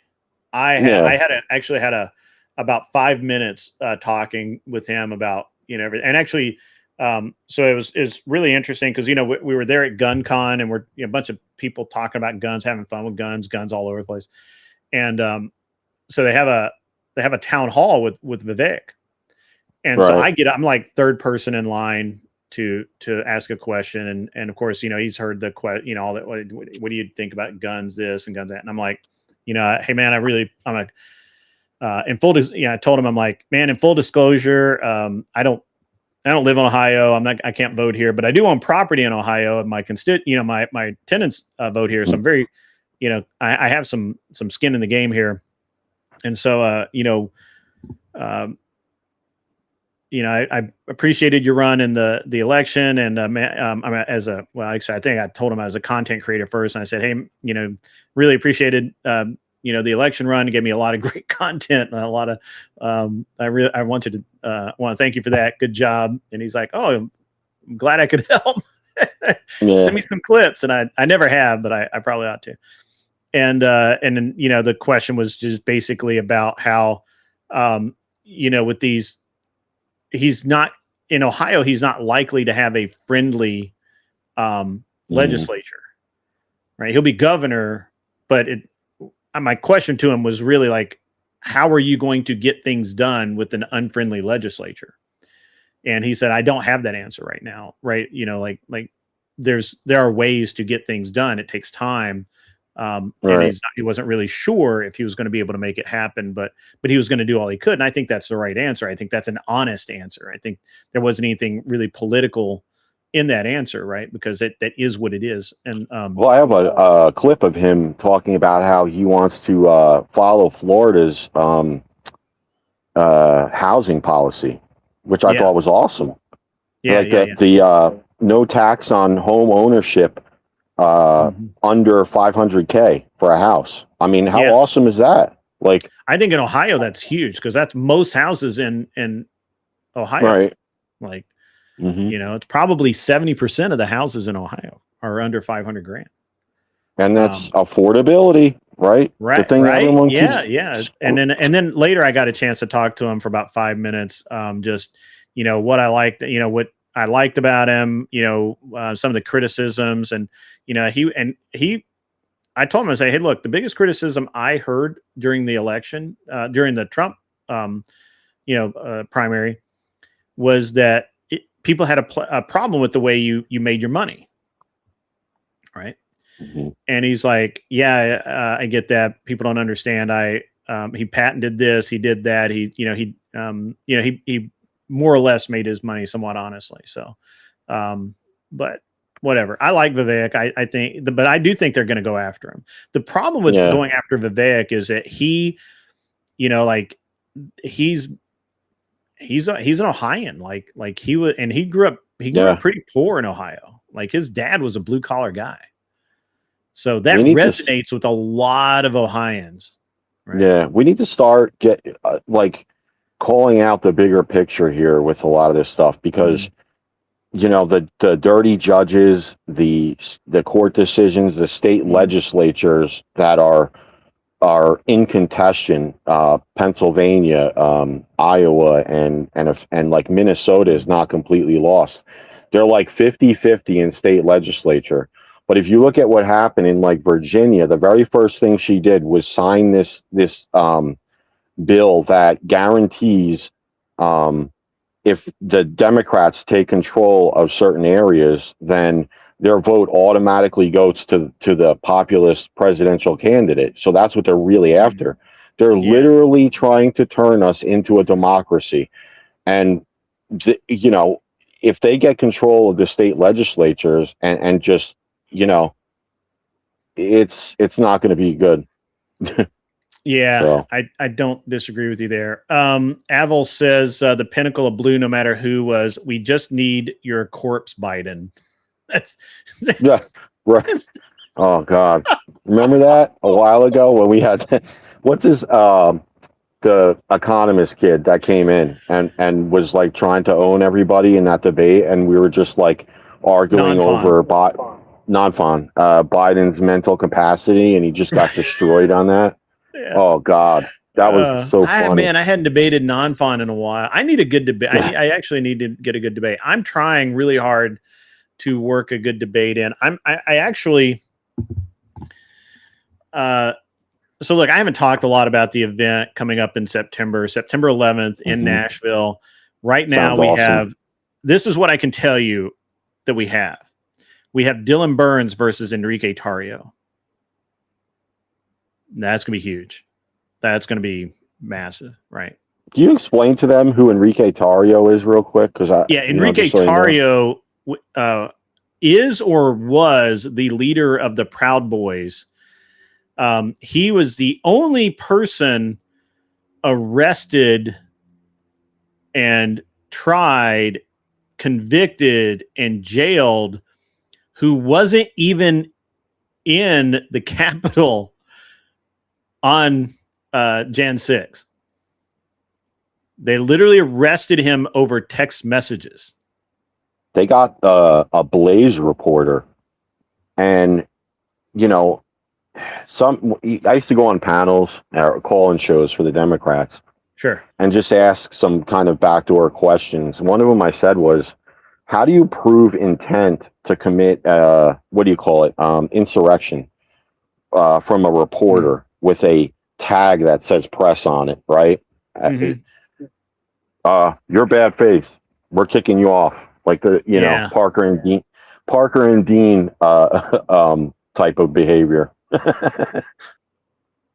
Yeah.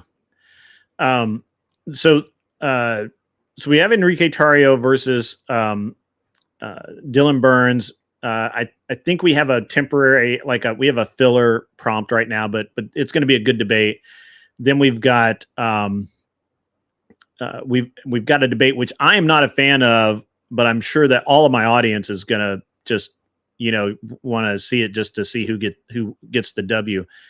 We have not so, or pardon me, is it not so? I can never remember this this cat's screen name, and now Discord's like freaking out. Okay, there we go. I think. All right, so it's where is this?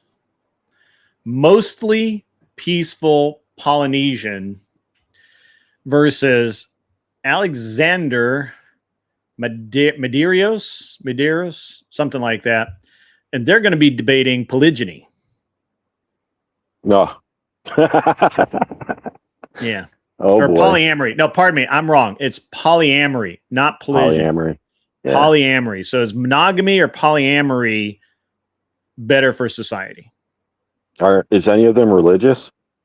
I don't know if we have a lot of political debates this time. I mean, the guy that's doing the polyamory. I think Alexander might be, but I don't know. I don't even have their positions. I just have, let me hang on. Let me find it.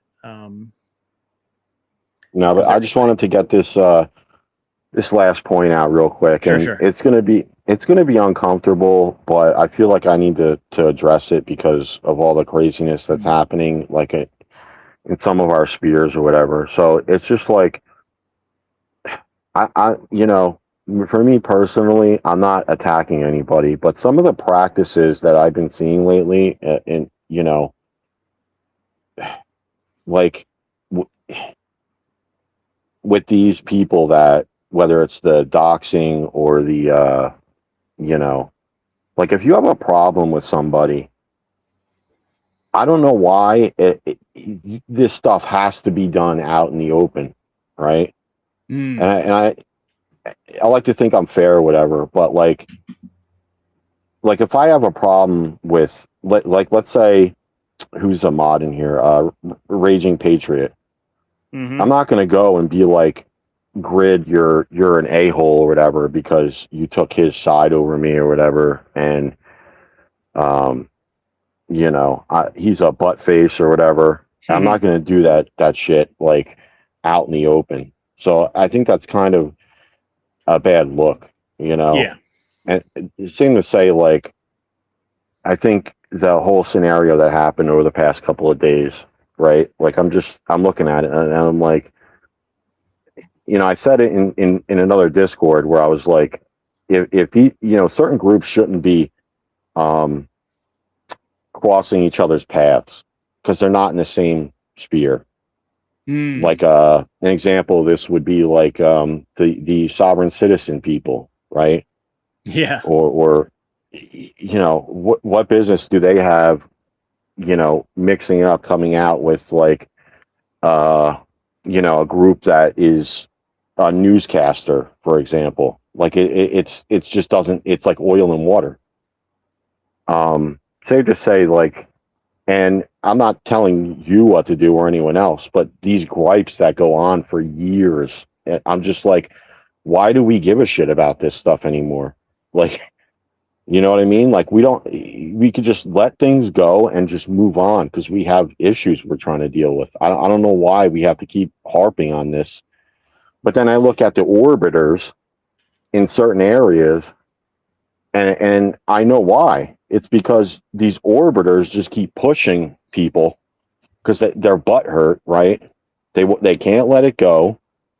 And so they're going to drag other people into it. And I'm like, I don't know, I'm not going to be subject to this kind of stuff anymore. Like I'm just going to go and, yeah, I get it. Like I don't know how you feel about it, but I'm like, I don't like the slander of our own people and that kind of stuff and dragging like random people into it that have no business being involved in a drama, Yeah. This is the last thing I'm going to talk about it.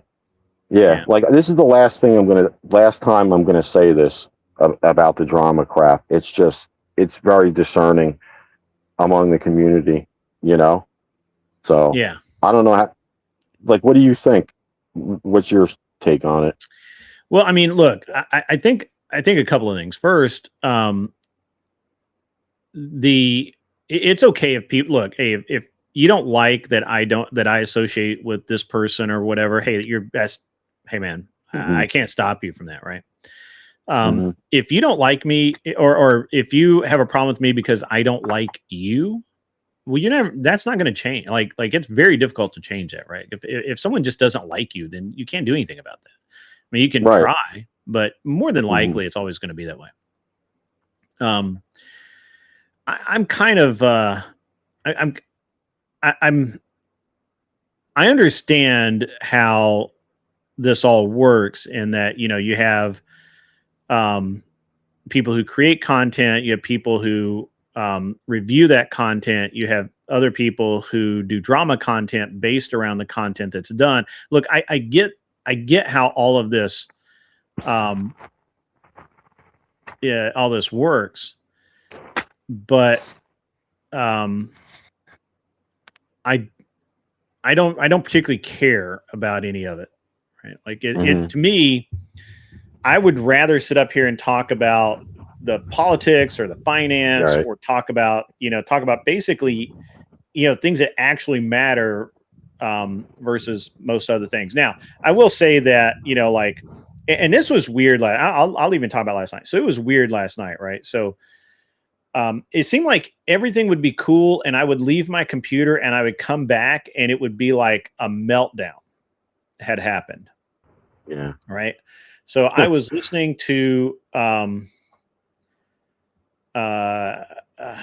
forget where I was on Dusty's or Beth's or somewhere. And I was up on, I think I was in a chat, and I muted down because my wife and I were talking about something, and I muted down for 10 or 15 minutes, 20 minutes. I turn everything back on, and I'm like, holy crap. Like, what in the heck? And there's this bunch of people, kind of yelling and talking back and forth and all that. I'm like, what in the hell?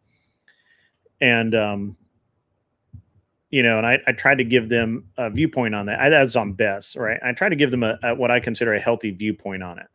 And I do think that there are people out there that just don't like Andrew, and I don't know whether it's jealousy. I don't know whether it's that they just don't like him. I don't know whether it's, they feel personally affronted because of, something Andrew said or done that Andrew doesn't even know that he was being offensive. Right. Like, I don't know.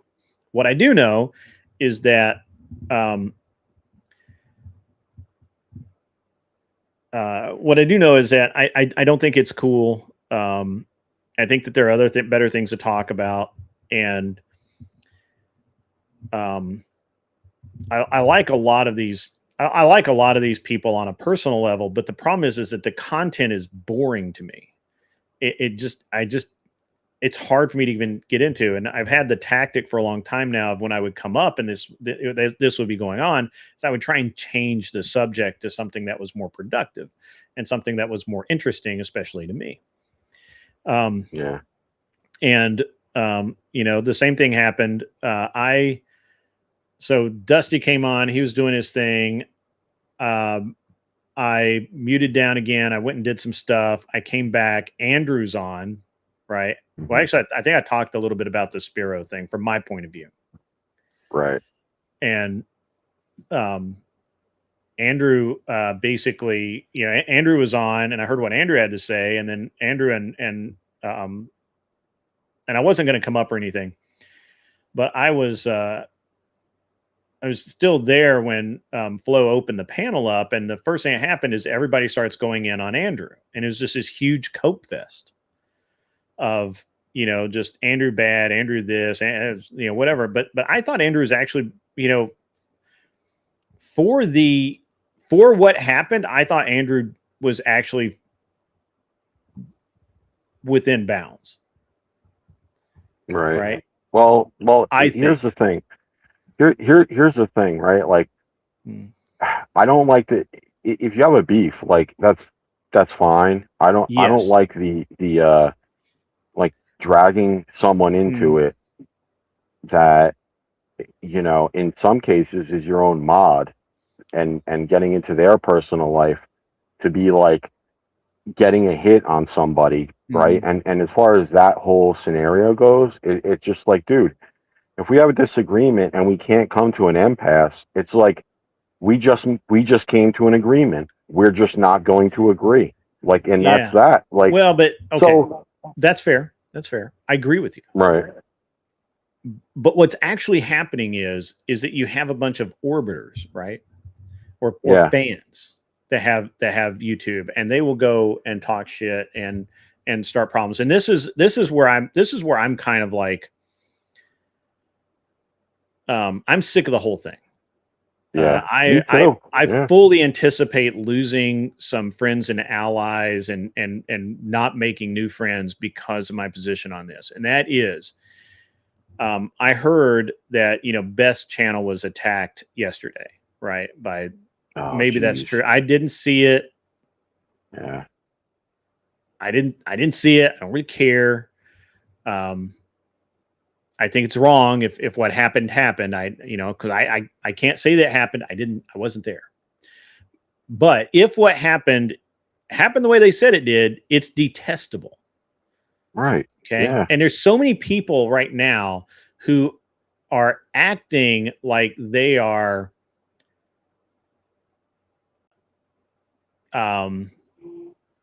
virtuous. Right. Like virtue signaling. Yeah. It's worse than virtue signaling. They're acting like they're virtuous, but they are literally, the things they're doing is just plain wrong. Mhm. You don't go over and attack somebody's channel because you think that your friend has been harmed in some way, right? You don't, you know, it's, I mean, hey, talk shit all you want, you know, but there are lines in the sand. And like, I was talking to Andrew about it yesterday, and I'm like, you know, I'm getting pretty sick of this bullshit. And he's like, well, if I see it, tell me about it. Well, and I'll help. I'll help you deal with it. But it's not even him seeing it or whatever. It's these people do not know or understand the rules, or they don't care, or they justify them to themselves that, well, I can just go ruin this guy's stream. I can go shit in his chat for an hour and get banned and come back on 3 or 4 different alts and fuck up his whole stream. And that's cool. Right. Like, even as, and I'm going to be honest here, you know, like obviously I don't like Easy. Right. But I don't go to his channel and try and fuck up his channel. Well, and I don't think Easy would do that to me. He'll make a hit piece. He'll talk shit. We can talk shit back and forth to each other. That's fair. That's in bounds. But I'm not going to go over and fuck up his channel. Yeah. No, that's not in our right. Like, wheelhouse. that would be fucking stupid. Like, I wouldn't do that. He would, and I don't think he would do it.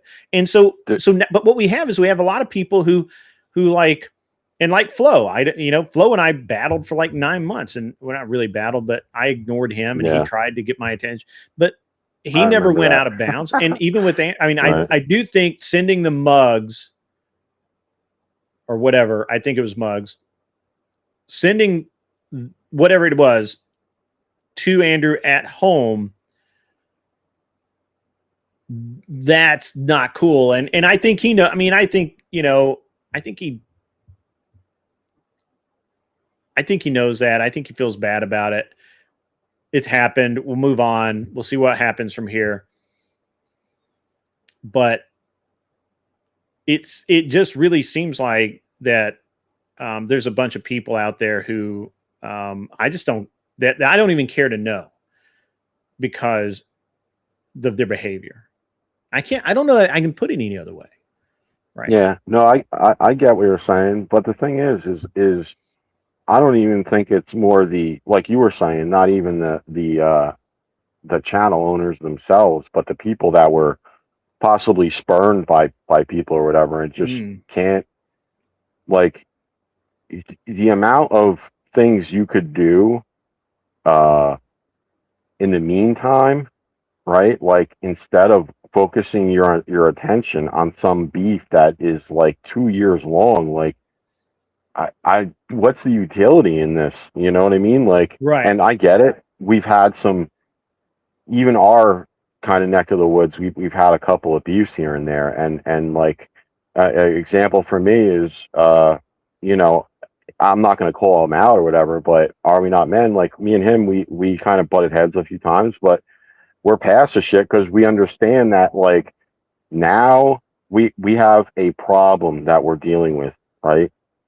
And it's time to focus on the important things, Yeah, I right? agree with you. Just I agree with you. letting it go and just do what we have to do. Like, you know, for these people that can't let this shit go, it's just like, dude, we don't have to integrate. Just you be in your corner, it'll be in theirs. You agree to disagree, and that's it. I don't know why you have to sit there and start pushing people in these directions to go and hunt channels and shit. It's like, it's crazy, right? God.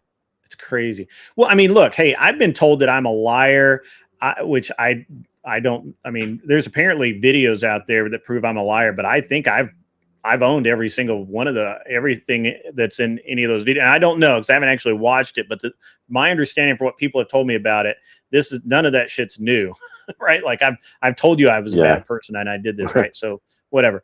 But you know, there's people that have done hit pieces on me. That's totally cool, fine, whatever. I don't care. Have fun with that. I hope it brings you views. I don't really care. Yeah, no, I get that. I mean, none of it's, you know, none of it matters to me. But what's annoying right now is just like what I was talking about earlier with the voting. It's this enhanced purity culture bullshit that if you don't agree with me, if you go talk to this person and I don't like that person, well, fuck you. You're a fucking asshole. No, that's not how this shit works ever. Cam the King, I'm glad to see you back in the chat. It has been a while. I have missed you and your sarcasm. I hope that you, you know, come by often. We have to be BFFs, and until I make you perfect, I fail. Yeah, I think that's probably right. Well, here's the thing, right? There was something that somebody else. Give me 1 second. There was something that JS, who I like, who apparently doesn't like me anymore. He's talked some shit about me, but that's okay. Look, the thing is, I don't really care if people talk shit about me. Like, it's fine. Yeah. Say I'm an asshole. Say you don't believe me. Say whatever. I don't give a fuck. Do whatever, man. It's cool. But apparently JS was talking to Flo and trying to convince him to stop associating with Andrew. I guess Flo was trying to convince him. Right. Okay. JS said no. And then JS stream was flooded with bot accounts. I'm going to be honest with you. I would be very surprised if Flow State had anything to do with bot accounts. He really, really dislikes that. And he tried for like a month and a half to prove that I was botting myself, like, which I was not. Again, it's these other people that just can't let the past go. Again, I don't think it's the channel owner. I don't. From what I've seen, these orbiters, right? They maybe have been ousted from the channel that they're butthurt at. It's like, I've seen them before come into channels in the chat and just like, you know, be like, oh, hey, everybody, everything's good. Then they go into another channel and they're like, fuck that guy. Like, I know he's, you know, well, and I'm just like, for example, Dragon Fist, Andrew Dragon Fist, we had reached out to him, and by we, I mean me, Gibbs, and Glenn had reached out to him about possibly being part of the event in Nashville. He was one of the first people we thought of. We thought maybe he would, would be a good down card debate. And he was kind of responsive. He was talking to Glenn, he was talking to Gibbs. And then I got in the conversation and he kind of shut down and he said apparently he said some kind of snarky things over in another stream. And I was like, hey man, what's up? I DM'd him. I'm like, hey man, what's up? And he's like, oh, I've heard shit about you. And I'm like, dude, you don't know me. Like, whatever. But he, and basically, they don't want to do my event in Nashville. And you know what? That's fine. That's totally cool, man. That's totally cool. Yeah. At this point, I honestly don't have room anyway. Yeah. Well, the thing is too, like, for people out there that are kind of like, I'm right wing or whatever, right? Mhm. And this is what it is. Like, if I really am part of this, MAGA movement, the right wing populist group that is literally holding back the floodgates of what's trying to destroy this country, one of the last people I'm going to divert attention from or attack is Andrew Wilson, honestly. Sure. And I'm not like riding him or anything like that. They barely know me, that group, right? I know a lot of their supporters and everything like that, and they're all working on projects, and they're awesome. And I got nothing but good things to say about them. But like, if I have a beef with an orbiter, I'm not going to drag him into it. I'm not going to go after him and be like, he's the bad guy because he runs a cult or whatever. It's like, you all know that's horseshit. You just do. Because if that was the case, then, people like you and Glenn wouldn't talk to him. Or, Right. guys like Corinth wouldn't be in their debate group or whatever. So it's complete horseshit. So, for me, I'm just gonna, they can kiss my ass, whoever has a problem with what I'm saying, like, because I'm just not going to deal with these orbiters anymore. I'm like, they can go kick rocks. Well, I think that there's a lot going on there. And, so, I mean, the first thing the first thing I'll say is that,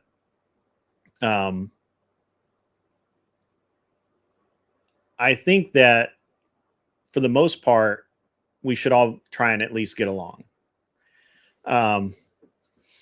The second thing is that I don't get I don't get the slapbacks and everything. Sure, we're going to have disagreements and stuff, but for the most part, I think that at least most of us are adult enough to just say, hey, we're just not going to agree on this. I think where the problem has come in is that you have this lawsuit thing going on. Yeah. And there's a lot of emotion, a lot of tension, a lot of nonsense. Like,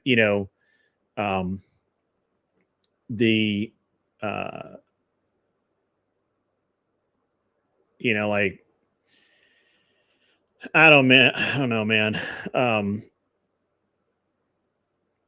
I think that fans should be fans and just, just enjoy the content, enjoy the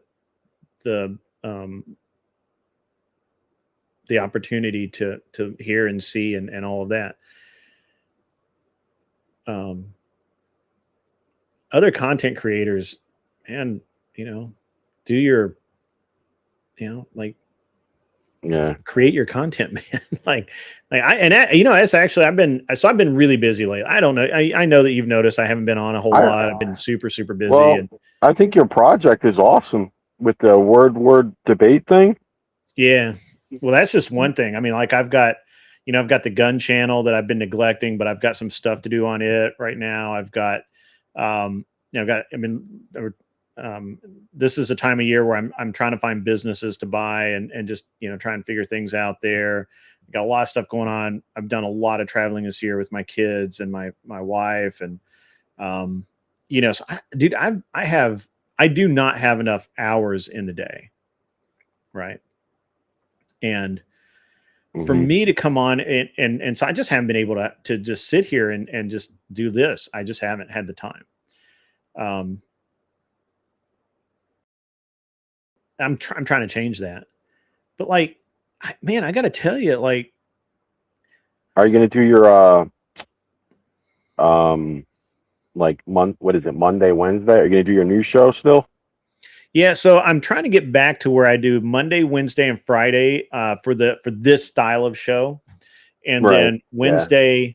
Wednesday night I'm trying to do interviews on Wednesday night. I don't have an interview for tonight. If somebody knows anybody that's like super cool and interesting, and then would want to come over and be interviewed, that would be awesome because I haven't had time to set anybody up to do that. I mean, I could probably pull somebody last minute, but you know, if you guys know anybody that you think would be cool to watch, you know, it'd be great. And you No, it'd be know, really so cool. Like Rob is he's I think he's having some kind of interview with somebody yeah, in some campaign, which I think is awesome. Like it'd be cool yeah, if we could one of the mods can somehow reach out to maybe someone running for the House in Tennessee. That'd be cool. yeah. You know, maybe get them on a day shift call in or something. That'd be Well, awesome. we might be able to we might be able to get some of the politicians locally Yeah. to be a part of it. And I've got some, you know, like I'm going to sidetrack here for a second. So one of the things that has happened because of the bullshit that's been going on is like, I kind of try and keep my shit self-contained. And so like, I barely go to the Crucible now. I mean, I Yeah. haven't really been going there. I've never gone there a lot because I'm busy doing my own shit, but I'm like, I've cut that even further down. And I'm really not, you know, I haven't talked to Rob since Dallas, you know, Yeah. and actually a few days before Dallas. And, you know, I barely had a chance to talk to Andrew yesterday. So, you know, and like it seems like there's a,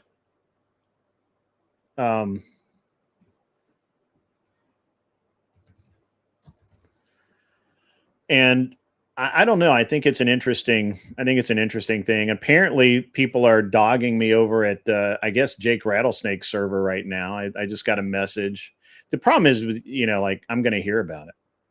So, Well, like I said, it's just eventually you get to a point where it sucks that it's come to that, but how do you distance yourself from the orbiters that have invaded your community? Like, yeah. to Well, me, I just don't need those people. So, right. Well, that to me, that's what happened with Sarah, and I was just like, you know, it was sad to see, but I was sitting there like screaming from the rooftops. I'm like, you know, they're you know, it seemed to me like some of these lefties were swaying her in a direction. That's the way I saw it anyway, you know. So, but I don't want to deal with these people anymore. Like I'm just like, you know, I got better things to do than yeah.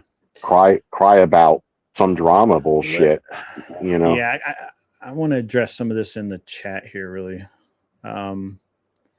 So Seth Spence, I'm going to try and catch up on this. I'm sorry, I haven't been paying attention. Flo seemed angry over JS's response, and the timing was too perfect. Yeah, but so the problem is that Flo doesn't do bots. As near as I can tell, he doesn't do bots. I could be wrong, but he doesn't. He really, like, he tried to. He accused me of doing bots. I will say though that I have been in servers when there have been a bot attack, and it's usually somebody like, it's usually like a fan or something. So I don't know. Flo wastes time simply by stating others need to be done with Andrew also. Maybe. Raging Patriot says some cool stuff. Simply saying going on other people's channels, trying to censor them from having conversations with others, fucking waste of time. Whatever. I think Flo can just troll sometimes. I don't know that I ever take a lot that Flo says super seriously. When people say go to the Crucible, does that mean hang out while Andrew is live on YouTube, Twitch, whatever, or post in it? Basically having chats in the Discord. I used to actually hang out there quite a bit and chat and whatnot, but thanks to certain people, I no longer feel welcome there. So, that's fine. In fact, the whole conversation with JS started over Flo saying he would just censor Teriyaki from his channel, then Flo switch it to JS being friends with Andrew. Wait, what? The whole with JS started over Flo saying he would just censor Teriyaki, or I guess you mean ban from his channel. Okay, then Flo switched it to JS being friends. I don't know what the deal was. Sorry, I wish I had better. Imperious is a lunatic. That guy needs to like Imperious. I can't think of anybody that's more ridiculous than Imperious, except for maybe Jack. That guy. Oh my! I don't know what is wrong with some of these people. I really don't. So you wake up every morning. You wake up every morning, and this is the thought process in your head. I can't live with myself because this guy is popular. Oh.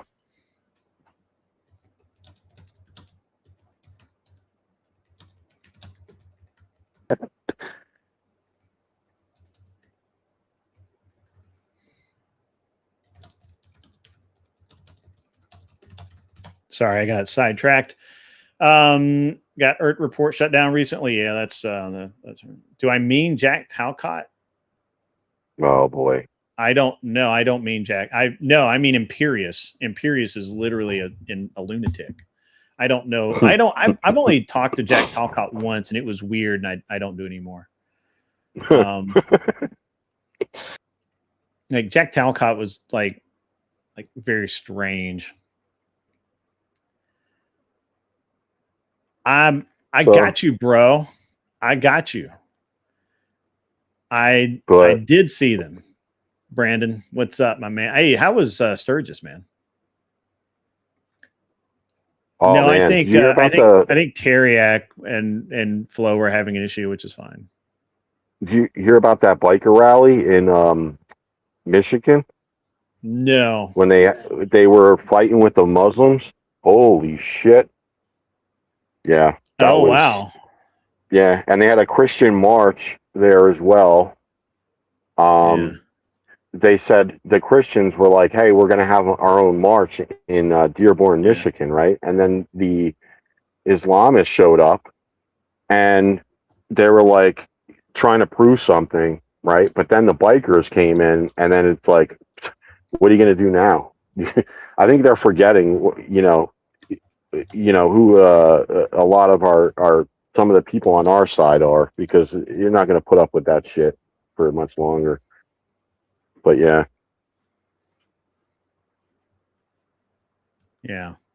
Most of the videos of the bikers were fake. Oh, that's interesting.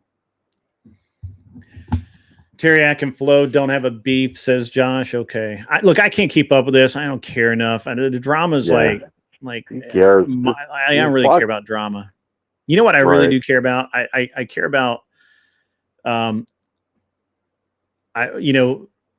would like to have a really good debate on Saturday. I had a couple of guys lined up to debate Saturday night, but I think we postponed it like a week.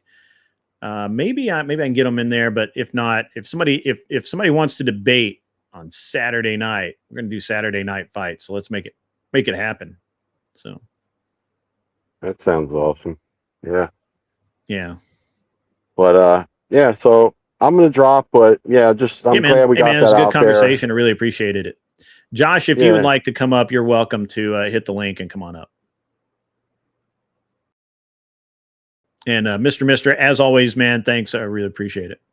Yeah, no problem. Like I said, people it's like this snowball of anger and ego that just keeps growing and growing. Well, you don't have to be like that. You don't have to listen to some tards that are like, you're not a man if you don't do this shit or whatever. It's like, fuck you. You're not telling me what I'm going to do. Like, right. Right. Like, I got you. So don't worry about it. But at the same time, I'm not gonna grow closer to some of these people that are dealing, escalating this way. The unfortunate thing is, even if they have some kind of legitimate beef, you should be doing this shit behind the scenes. There's no need to do this shit out in the open like this. When we got the tarred Candace, who's fucking lying through her teeth, and she lied when she said, when she was like, "Oh, no one from TPUSA ever visited me." Erica Kirk went to her house like 2 weeks after they had that original beef because she was like, "Hey, remember that?" She was like, "Well, out of water." I think she called her out and she didn't think they would answer. I think she was like, "Oh, Erica and TPUSA, they're not going to come and talk to me, so I'm going to be like, here's the invitation. Come talk to me." And then she went to her house. And then during the debate with Andrew, she's like, "Nobody from TPUSA ever visited me." It's like, yeah, we already know you're bad faith. You're just a contradiction. That's all you are. Yeah, I don't get how anybody takes Candace Owens seriously. Oh God. Yeah. Hold on. Seth says, because Flo is talking about me. That's weird. In these streams. That's weird. What is he talking about me? How am I the subject? How do I get brought up? You see, Mr. Mister, this is the power I have, is even when I'm not there, people just they can't help it. Fuck them. Just be like, I don't care. Like you said, fuck. Look, I really don't care. What's funny is I think people think that I get really angry or I care about all this shit. Like, I'm going to tell you guys what's going to happen here in a few minutes. All right. So at 3:00 in 42 minutes, I'm going to end this stream. I'm going to walk out that door. I'm going to walk into my house. I'm going to get my keys. I'm going to go get my airplane ready to fly tomorrow morning. Now, then I'm probably going to come home. And if I get home early enough from the airport, I'm going to take my boat to the lake. And I'm going to spend from, right before sunset until late at fucking night out on the lake fishing. Unless, of course, I can get somebody to come out and do an interview with me tonight that's worth talking to. You still driving that Chevy, the old one? Yeah, man. Because you got like 3 airplanes and you're driving that Chevy. I drive it. Yeah, man. I got to be honest, bro. I don't buy. First of all, I buy a vehicle that's when I go buy a vehicle, I try and buy one that's about 5 years old, and I drive it for at least 10 years. And my truck is absolutely flawless, except for I did get one of the GMs with I've got the tri-coat white diamond paint, and they had a problem with that with adhesion, and so the paint's chipping off in some places, and so it's it's kind of a pain in the ass right now, but that's okay. I remember the fishing stream. Sorry? Remember the fishing stream? Yeah. I interview on the boat. I've actually, I was on a stream with Glenn Lawrence and I caught a fish on stream. Yeah, I did that. So why wouldn't I do that? What's up, Josh? Hey, man. Josh, how's it going? There you go. You're a little low, my man. Let me turn you up a little bit. I apologize. It's my crappy microphone. Oh, right. Yeah. I'm not a streamer. I'm not a streamer. I work in the background. I don't have much to do with it. I'm a little disappointed you're not going to the RNC. I am too. I'm disappointed in myself, but I have so much going on that because the RNC's on the 8th. My event's on the 11th. So literally, like, the guys are like Erudite. So Erudite, her husband, what's his name, Gibbs, and somebody else is flying. Literally, they get done with RNC. they get up the next day and they fly here because for the event here. Is it possible, say like Gibbs, right? Is it possible to get one of them to set up like a tripod and a camera and just record the thing and send it to you and let you do some commentary? The RNC? Well, I think Gibbs is covering it. Like Gibbs is going to be, and so I could probably co-stream with him for sure. I would like, see, that's why I want you to go, is to go and like do a recording, right? Bring it back, chop it up, and do commentary on every little section that's discussed. Yeah, I actually think that's your niche, if I'm being honest. Oh, I appreciate that. A lot of people tell me I have like all these weird niches. I need to like combine them into one super niche. No, that's not how that works, right? that is not how that works, right? So apparently over in Jake Rattlesnake's Discord, there are people who are talking shit about me because they think that let's see, hang on. What was it? They're saying that I aligned with Flo, who doxed Andrew. First of all, Flow State did not dox Andrew. That's stupid. That's not how that works. But he did send him a coffee mug. It was a bad idea. You should not do that. That would freak me out too. He sent don't two. Do that. He sent two, one for Rachel and one for Andrew. Fair enough. I stand corrected. But apparently because I told Flo that was a bad idea and he shouldn't do that, and he's wrong. No matter how much he thinks it's not a big deal, he's wrong. It's a big deal. I would be pissed. I literally told him, I'm like, if Speakeasy sent me, just because everybody knows that Speakeasy and I don't like each other, I'm not picking on Speakeasy on this point. But I'm not saying he would do this. I'm just saying that it's a good parallel to draw. If Speakeasy sent me something in the mail to my home address somehow, I would be like, this is fucked up, and I'd be pretty pissed off about it. So I found it interesting that for whatever reason, Flow State didn't think that it was a little bit weird and a little bit out of bounds. And I told him so. And now, does that mean that I think Flo's a bad person? No, I think he fucked up. Right? This is how this works amongst men, by the way. I don't think, much, yeah. Because you do a stupid ass thing that you are forever and always a stupid ass. Well, to be fair, to be quite honest, Flo was actually paid to do that. Okay. I did not know that. That's a different wrinkle. Most people don't, right? But in the background, right, people will actually pay Flo to do stuff, right? And Flo didn't like when Wilson popped up, right? Flo didn't actually turn on the people that paid him to do it. He just said, "Hey, sorry, I won't do it again." Okay. So what did he do? Did he do like a grift to do it? Like, oh yeah, we were in the okay. So right, to be fair, every one of us in the chat are actually the ones to blame for this, right? We kind of crowdfunded to get like $20 a mug. All right. So all right. So what happened? Did he go like, if we each mug cost whatever they cost, $20 or whatever. If you send in $20 and I'll send it to the Wilsons. Is that what he did? See, more or less. You don't have to get into specifics. I will get into specifics. I'm the one going to fall on this sword, right? Because at the end of the day, what really ended up happening was, you know how I am in chat, right? I cheerlead some shit. Okay, you do cheerlead some shit.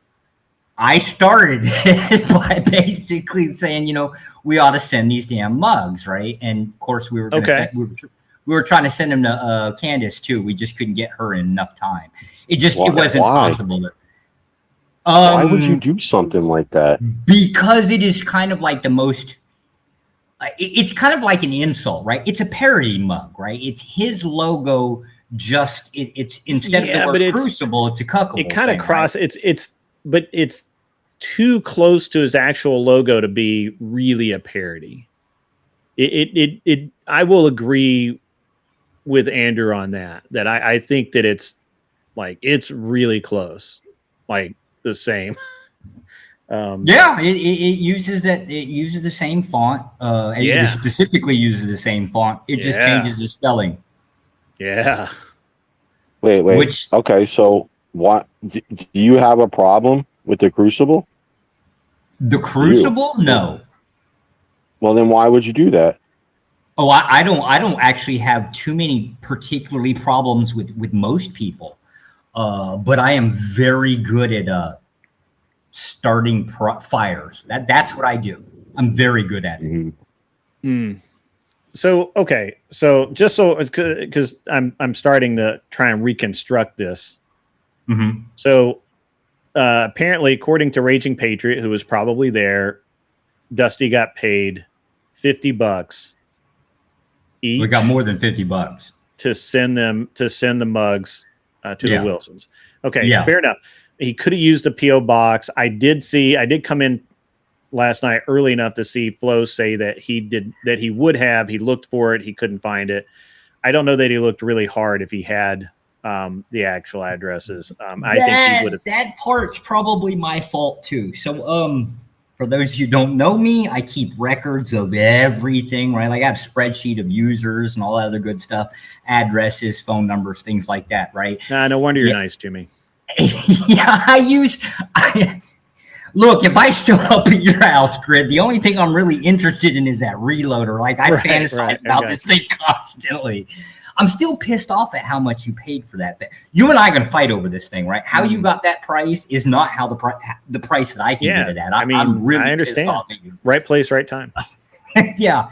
Anyways, so like basically Flo had the access that I actually put in the spreadsheet. So he technically can't fall on that. He should have actually, well, I guess he could have spoke up and threw it off on me. He just didn't. And I don't know why he didn't. Yeah. Okay. So, all right. So he didn't try too hard then to find the PO box. So, okay. That's bad. That's wrong of Flo. Right. But yeah. But he'd already done like two things wrong. So a third thing wrong, it is what it is. Okay. I get it. But to be fair to everybody, Flo actually doesn't really have major beef with Wilson.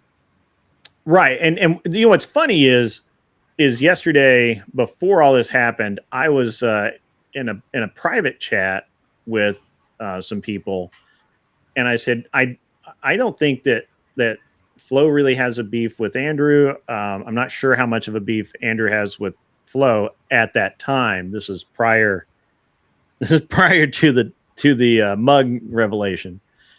And so I was like, but it's advantageous for Flo. And I don't think Andrew really cares because he has much bigger things going on. Flo's just like, whatever. Although I do think that I believe that Andrew really does believe that Flo was involved, at least to some degree, in Sarah suing him. Now, whether that's true or not, I have no idea. Okay. I have no idea. He probably believes it, but I think it's a little bit more to it than that. Imagine.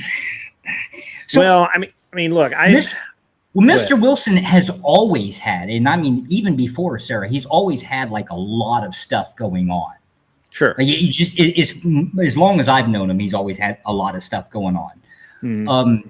And imagine you've got 10 tasks in front of you, right? Mm. But you've got like about a half a dozen people that are also right next to you, and they're a thorn in your side. They're constantly doing, you would call them hit pieces, right? This and that, right? There's just always going to be a thorn in your side. Mm-hmm. Now, the thorn is not really dangerous, but it is an annoyance. Yeah. And over a long period of time, right, you will eventually get so sick and tired of that thorn, you'll burn out from it. And so that's kind of actually more describing of what it is.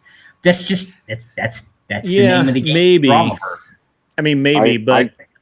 ahead. I got to say this about this scenario, though. Josh, do you not see the danger in this, though? Okay, because, like, we're not the left, right? We're the ones that get censored. We're the ones that get swatted. We're the ones that get, like, all this bad shit that happened to us. When you do that, you open a door to other people. Maybe that is not your intention, but that is the main problem.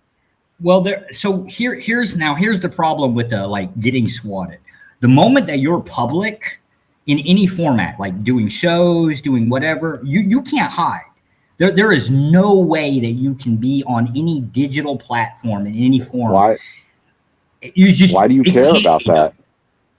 Why do you care, though? What do you mean? Why do I care? Why does that matter to you?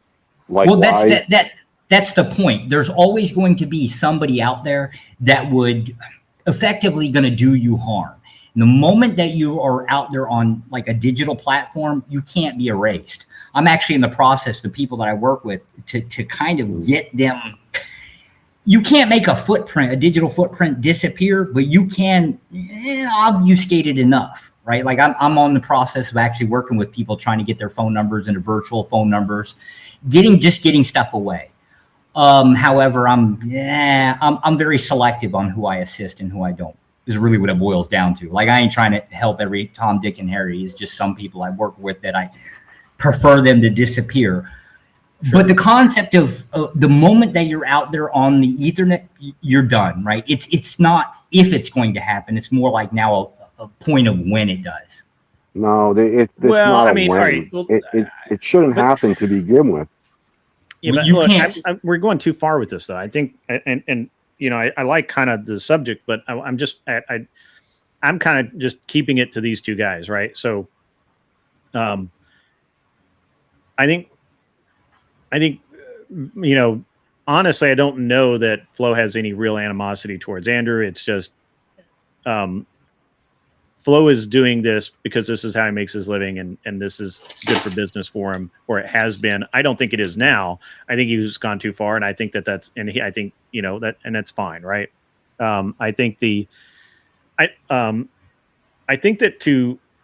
guess that, you know, what bothers me is I believe in accuracy, right? Like, accuracy matters.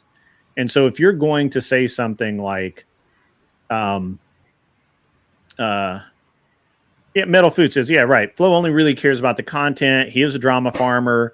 He doesn't get emotionally attached to this. He's not going to get really pissed off about anything. He got pissed off at Sarah, for example, because of Sarah's behavior towards him, not because of the content or anything like that. Like, him, you know, Sarah putting him backstage was not the thing that like, it was dumb that people think that that's what was the problem between Flo and Sarah. The problem was much deeper than that.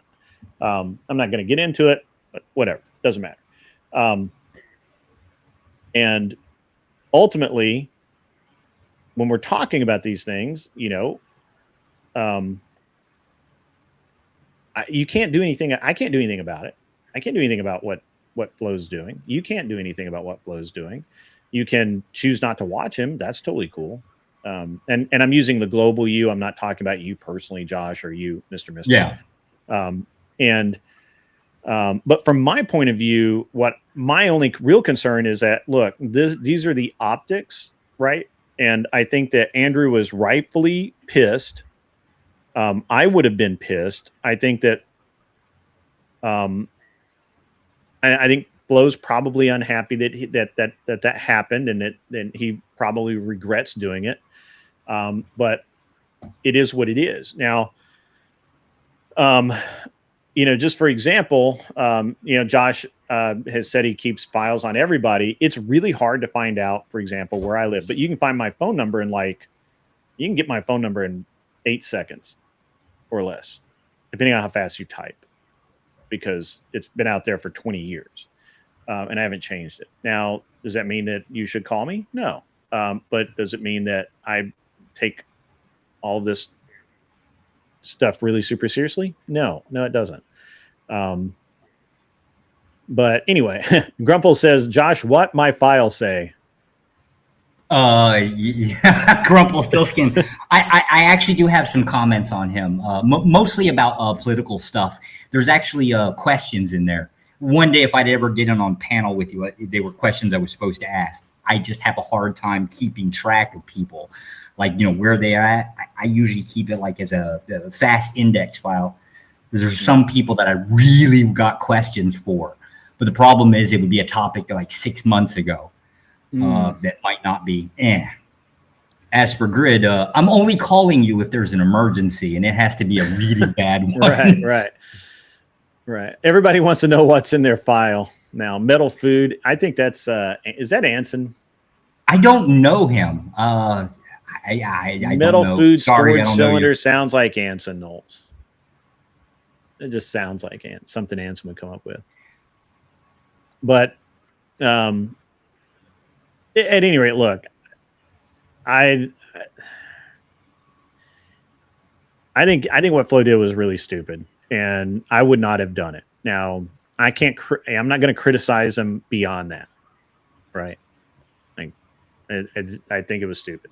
Now, if Andrew wants to criticize him, absolutely, Andrew can criticize him, and I feel like he should. But over there, like I said, over there in Jake Rattlesnake's chat, apparently, according to my my peeps on the cord, they're telling me that that I apparently align with Flow State. I don't align with anybody but Andrew Wills. Like Andrew, if you were to say that I align with anybody in this space, the only person that I actually align with consistently is Andrew, and that's because we're friends. All right. We don't even agree on everything. He's a Christian nationalist. I'm not, like we don't agree on everything, but I like what he says. And I think that he's doing good things. And I think that he deserves all the respect that anyone could possibly earn, all of it. Yeah. It's kind of a little messed up how, so all of the different communities are fracturing, and that's because, there's always some petty stuff going on, right? Yeah. It takes a while, but it comes to a head, right? But I align with a Pillsbury Doughboy. Not anymore, pal. I dropped the pounds. I dropped the LBs. I do have to start eating more protein, though. I'm not. My macros are a little out. What's weird about it is everybody's not everybody. There's a weird growing number of people that want everybody to pick sides. Yes. That's really what it boils down to. Somebody told me the other day, they gave me a name for them. They called them dividers. And and it's literally like these people out there that are literally trying to or isolators, pardon me. They're called isolators, and what they do is they want to divide people off so that they are the influence, right? They're the person. They're their go-to. And I've seen that corporately. I've never actually seen it in a space like this before. So it's really interesting to watch. But it is exactly what's going on.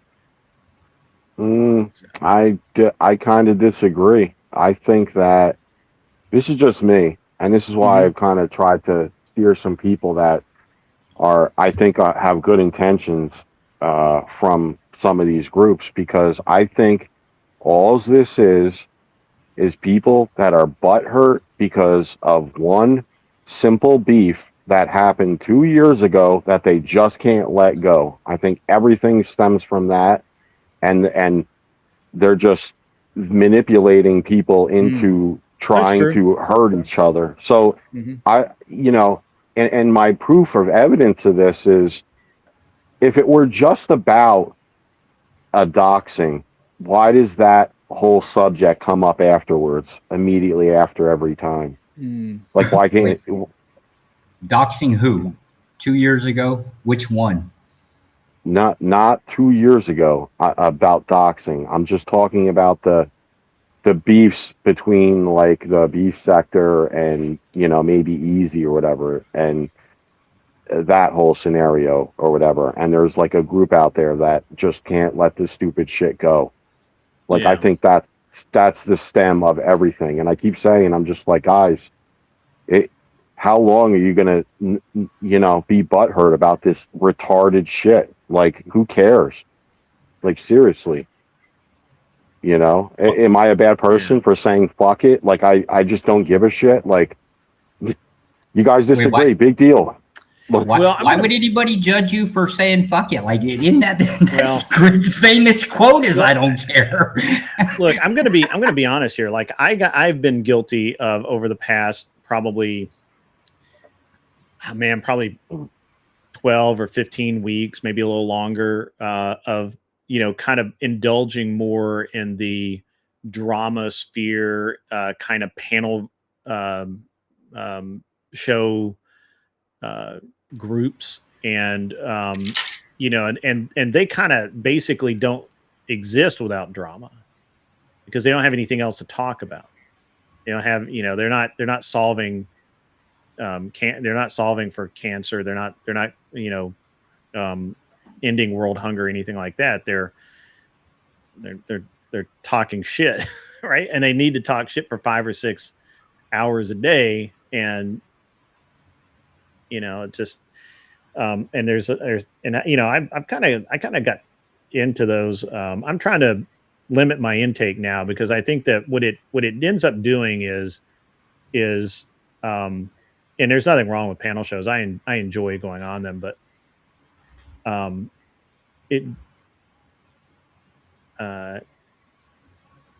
don't know. It's a very interesting thing for me. I think that the panel show dynamic is at the same time both very useful and also very cancerous. So it usually comes with pros and cons. Well, maybe it more would be cons than one pros. thing, like Maybe. like take a reaction channel, for example, right? People have those where they're just like, hey, you see them all the time out there, and they're just like, this person's a lunatic, right? Like how people react to like Candace and stuff, right?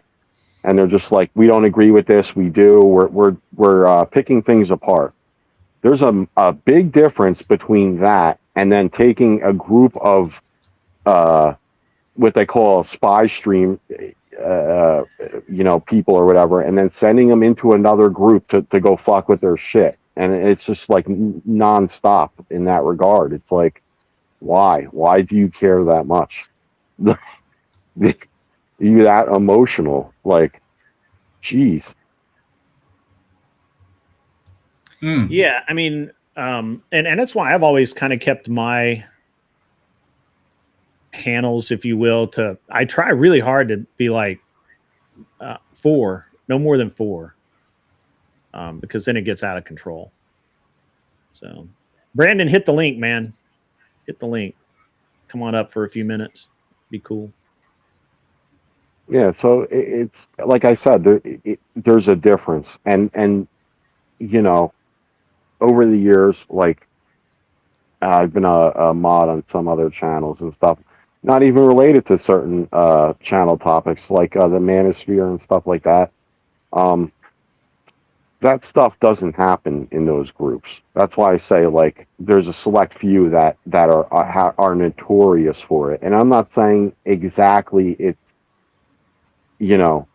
Flo's group or anything like that, but a tree branch extension of some of them are definitely like that. And I'm just like, I'm out. Like, I'm not, that whole shit ends really bad. So all I'm saying is, like, if you dip your foot in those groups, you're going to get bit, so just leave it alone. Like, I'm not telling you what to do. I'm just saying certain people, it would behoove you not to do that, because it ends bad.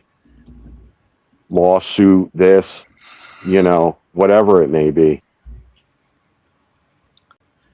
There's Anson. When am I not cool? Metal food storage container. That's awesome. Every time I run into somebody with a beard, right? Like, I just get pissy. I can't seem to grow one. My old lady makes me shave it, like, constantly. And so now every time I run into somebody with a decent beard, I just get pissed off and jealous. Yeah. Talking about me? Yeah. Yes. I don't wear a beard because it shows all my gray hair. I've had something on some sort of beard since I was 18, 20 years old. I've never shaved completely. I obviously do. My wife actually really prefers clean shaven, so I like that. So what's up, Anson? How are you?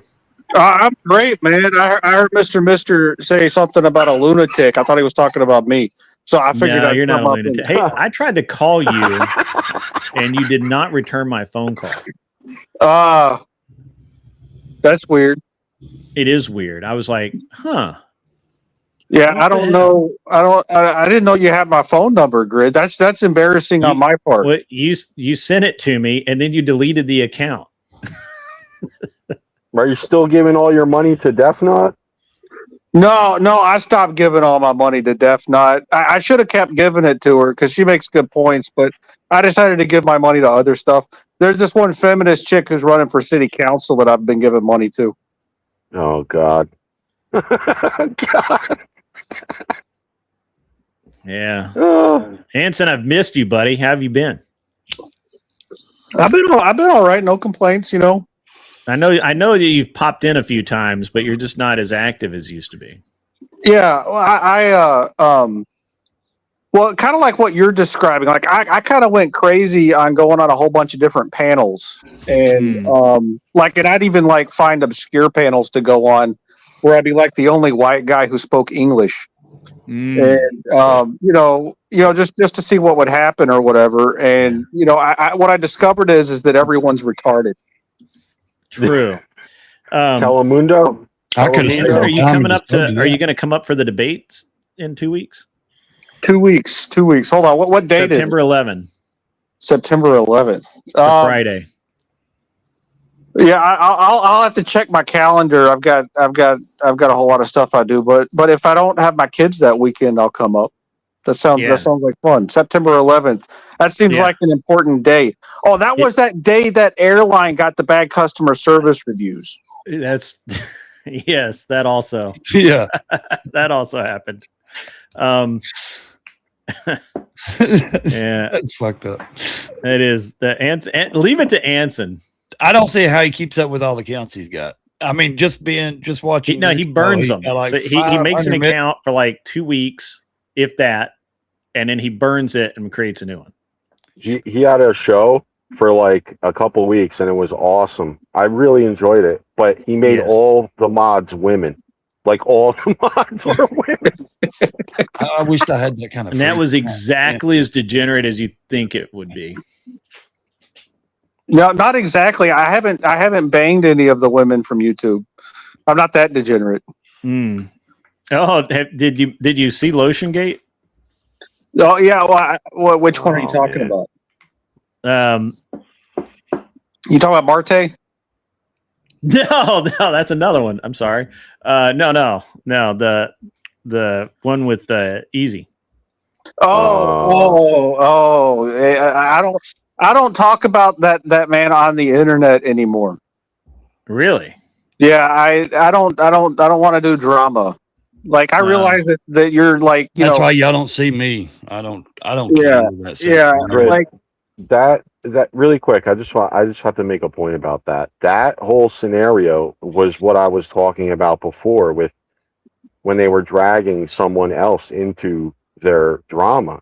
That was an extremely bad look, and it wasn't a matter of taking sides in a scenario. It's just you're dragging some random person's personal life into this shit when they don't want anything to do with it. Like that was a bad look, especially when not you, but when it's a mod on one of your own channels. I'm not going to say who it is, but that whole thing was bad. Yeah, all I know is that guy who was using the lotion is a retard, and I don't want to be part of the drama. Solid point. So yeah, you never called me back, Anson. I hurt my feelings. Both of them. I only had 2 left, and you got both of them. Great. If it makes you feel any better, since the last time we spoke, I had to disown my mom and block her too, so I don't answer even my mom's phone calls anymore. What? Yeah, I went through a cleansing, right? Like, so over the past 20 years or whatever, I collected about 1,500 different contacts in my phone from doing all sorts of different stuff, and I just blocked all of them but 30. all but 30. I mean, that's fair. That's fair. It's not right. personal. All right. Well, unblock me and give me a call when you have time. Yeah, I'll do that. Let me look up your phone number again real quick online. It should take me 2 minutes. If it takes you 2 minutes, that's too long. Have you made the flyer yet? For the September 11th, I've got a couple. Let me because that's why I was asking you on Discord. You know, gosh, if you'll send it to me, I can share it on my other media. Yeah. You guys should. I mean, I ain't a small channel. People don't know me. They're like, "Who's Ray?" You know, they never go look at my channel. Like, this is my 4th channel. I've been canceled with almost 100,000 subscribers. You know, I mean, a week ago I had 16,000 watching my live stream. I'm not that big of a channel. I still consider myself small. Like, I'm working towards 50K right now. Like, I'm at 28K something, but because I don't set small goals. Like, oh, I want 30K. No, I'm setting to 50 to 100. You know. Like my Facebook, you know, I'm almost 30K. Instagram's almost 50K. You know, X is kind of tough to grow on. I'm almost to 1,000 on it though. But and I'm not bragging by all means. I'm a very humble guy. You know, like I said, this is my 4th YouTube channel. I've been canceled, hacked, everything. My last channel, I was almost at 50K subs on it on YouTube. I'm in different communities too, though, and that's why a lot of people don't see me because I'm in, you know, other sectors. So I just don't hang out like around these parts all the time, and plus I have a real life, man. I work, you know, I've got lots of stuff doing, you know, going on, kids, different things, and yeah, like. That's why I was asking you. Like, I'd like to share it out. Maybe do a video on Instagram or something talking about it. I've got a bunch of stuff, so I guess over there on my other platforms, and that way, kind of get a little attention. I was wondering the date when you said September 11th because I didn't know before what day it was, and I was like, man, I'm only like an hour and a half from you. You know what I mean? Like, I just drive down for the day and just, you know, hang out and head home later. You know, because I don't drink, I don't stay out party and stuff. I'm old, so. About to get a thunderstorm, I think. Maybe I'd come down and go. Okay, I'll screenshot it. Hey, we're rebranding this, Anson. Did you know that? No, I mean, I saw that y'all were doing something, but I hadn't really paid attention to it. So, do you have a link? Do you have a link to it somewhere that you can put in the chat so we can get the tickets now? So I am. Yes, I don't have it. Just let me find it real quick. I don't have it on this computer, but yes, we have. So we're actually raffling off tickets to Word War Debate.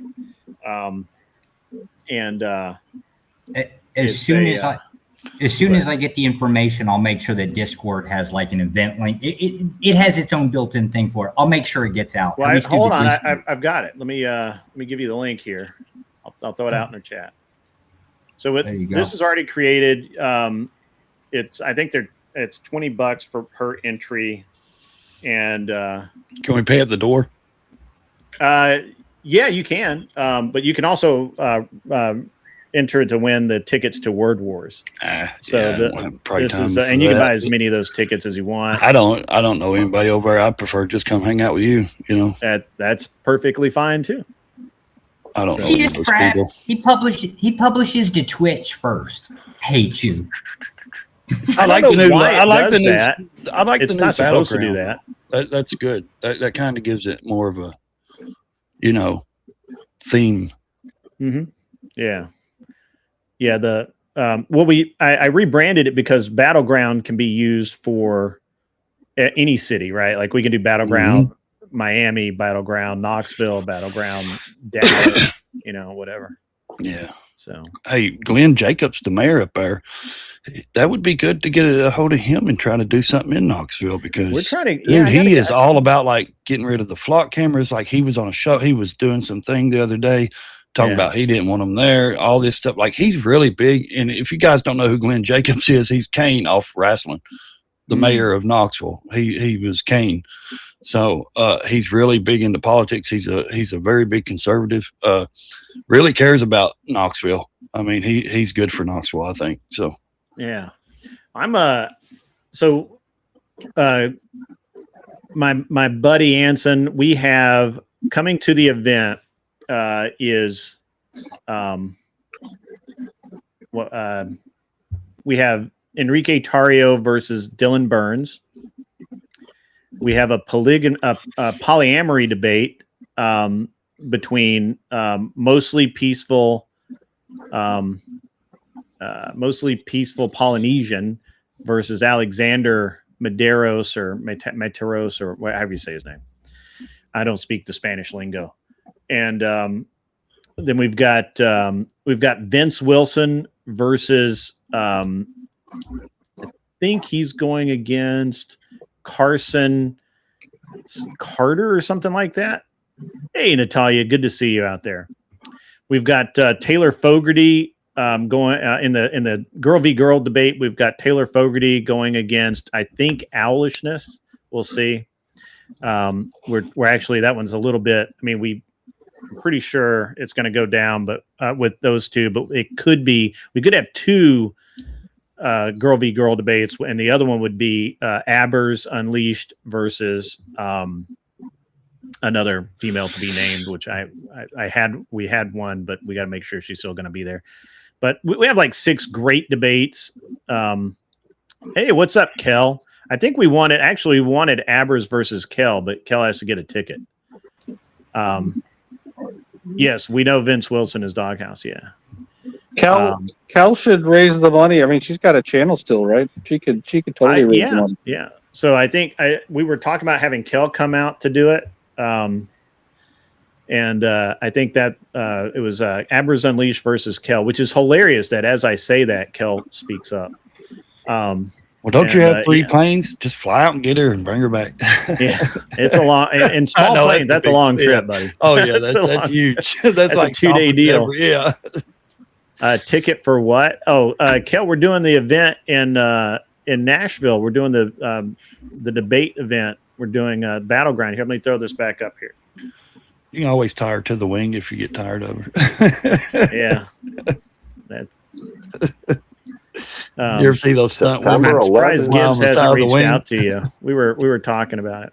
So, but yeah, it'll be a great. We've got a bunch of really, really good debates. We've got this guy Loodle, who's a really good. He's been around. He's been debating a little bit. He's supposed to debate on this channel in another week or so. And Loodle is he taught debate, I think, at Emory University, and he has a bunch of, but he has a really good history with I don't know, a lot of I don't just with debate in general. And so he's got we're going to put him against Erudite's husband Nick. It'll be fun. Could y'all? We got some good debates, man. Could y'all take a little bit more effort into setting up the cams and the audio? I mean, the debate last time was decent, right? But the camera setup was just not good enough for streaming. I know. Well, the cameras certainly are. So the reason that was the way it was, Josh, is because we set up and we had the time that we should have been spending adjusting camera angles and some other odds and ends was spent kind of trying to get the stream to work because we had issues with when we would connect the camera, because the way the Rode video switcher works is you can connect the cameras through a C, type C, and then it uses a type C from the ATEM to the laptop. And I said that more than likely for the laptop the Rode video switcher, it probably needs I don't remember whether it was a camera or the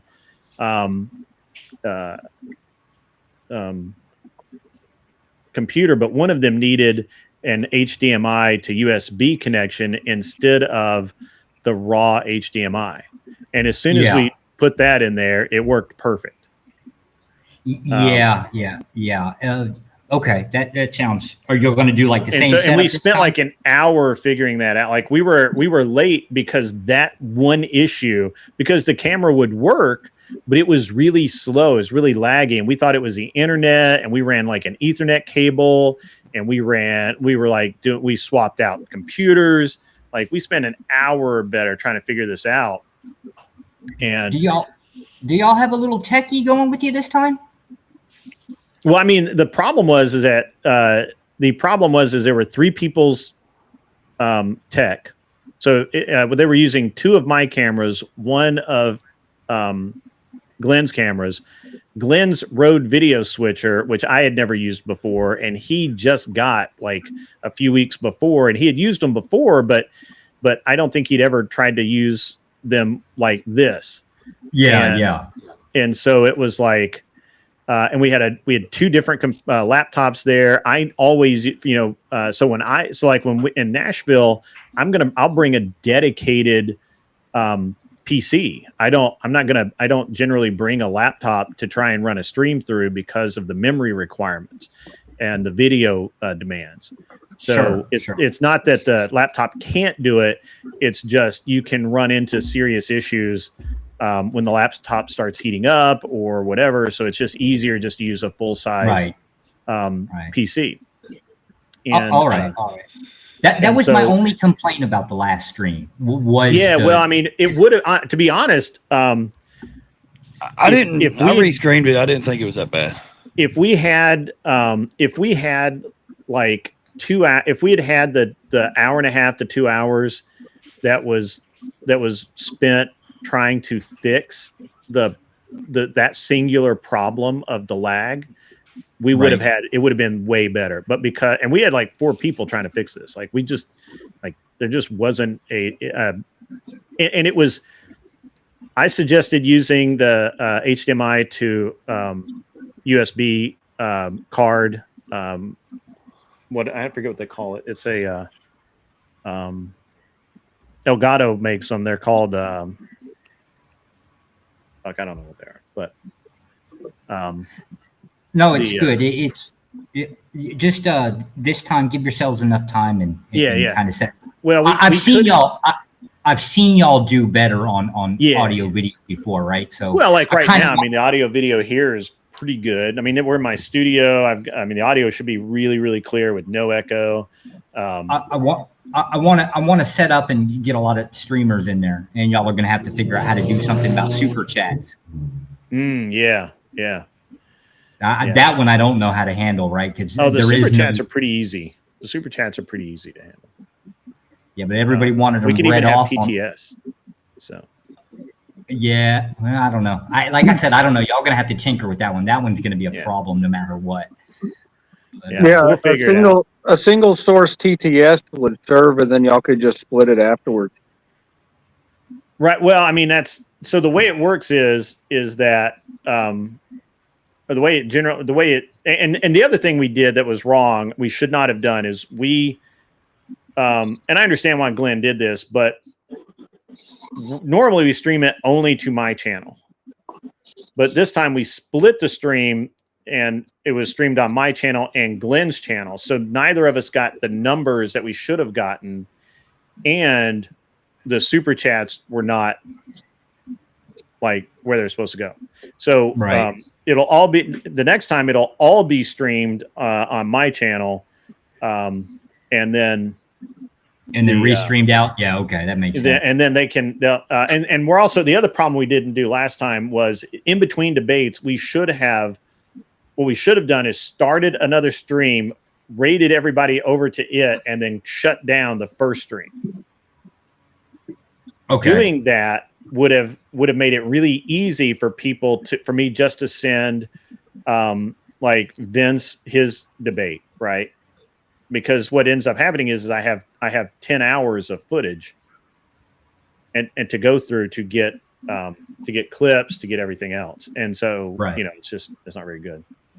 So, all right. I think you'll get it. You'll get it. But it's not my first rodeo. We're just trying to make every time I want to get improved. Right. But this is actually, it's useful to have these like IRL meetups and these events. I love it. Yeah, I think it's awesome. This is kind of getting to be a bigger and bigger thing. So it's useful, highly useful. The problem right now is the money involved, right? So, but you know, hopefully this one I can at least break even on. I've the first two were lost leaders for sure. Well, that's how it went when Hamp was doing the This Might Be Rocky, which is basically local meetups for boxing, right? Mm-hmm. His first two, they tanked. Like, I think he was like 12, 14, and then $3,600 in the hole the first time. And then it just like, it gets there. Like, it eventually gets there. But now it's profitable, but he's not after it for the profit. His intention was to stop people from trash talking online. Mm. Once people get face to face, right, that trash talking stuff ended, which kind of really sucks for Flo. It's very interesting how awesome these debates are. In person, like literally, like it's so cool to be a part of it because, and Grumple was there. He'll attest. Like everybody is just like super cool. There's no real there's maybe some ego, but there's not as much ego, and it just works out so well when we do these events like this. We don't behave on the streets the same way we do online, right? We get to hide behind a computer screen. We're all tough badasses, right? But as soon as we're face to face, right, that stuff all changes. Yeah, for sure. Guys, I'm gonna end. I got to end, and I'm gonna raid everybody over to my friend, if he's still alive. I think he is. Fabian Liberty. Go listen to some good ANCAPness. I think this is his first show back after a long time. So go hang out with him. Everybody else, be cool. Appreciate it. Enjoy the outro. I may be back later tonight if I can get an interview. If not, I'll just go fishing. All right, see you guys. I need you.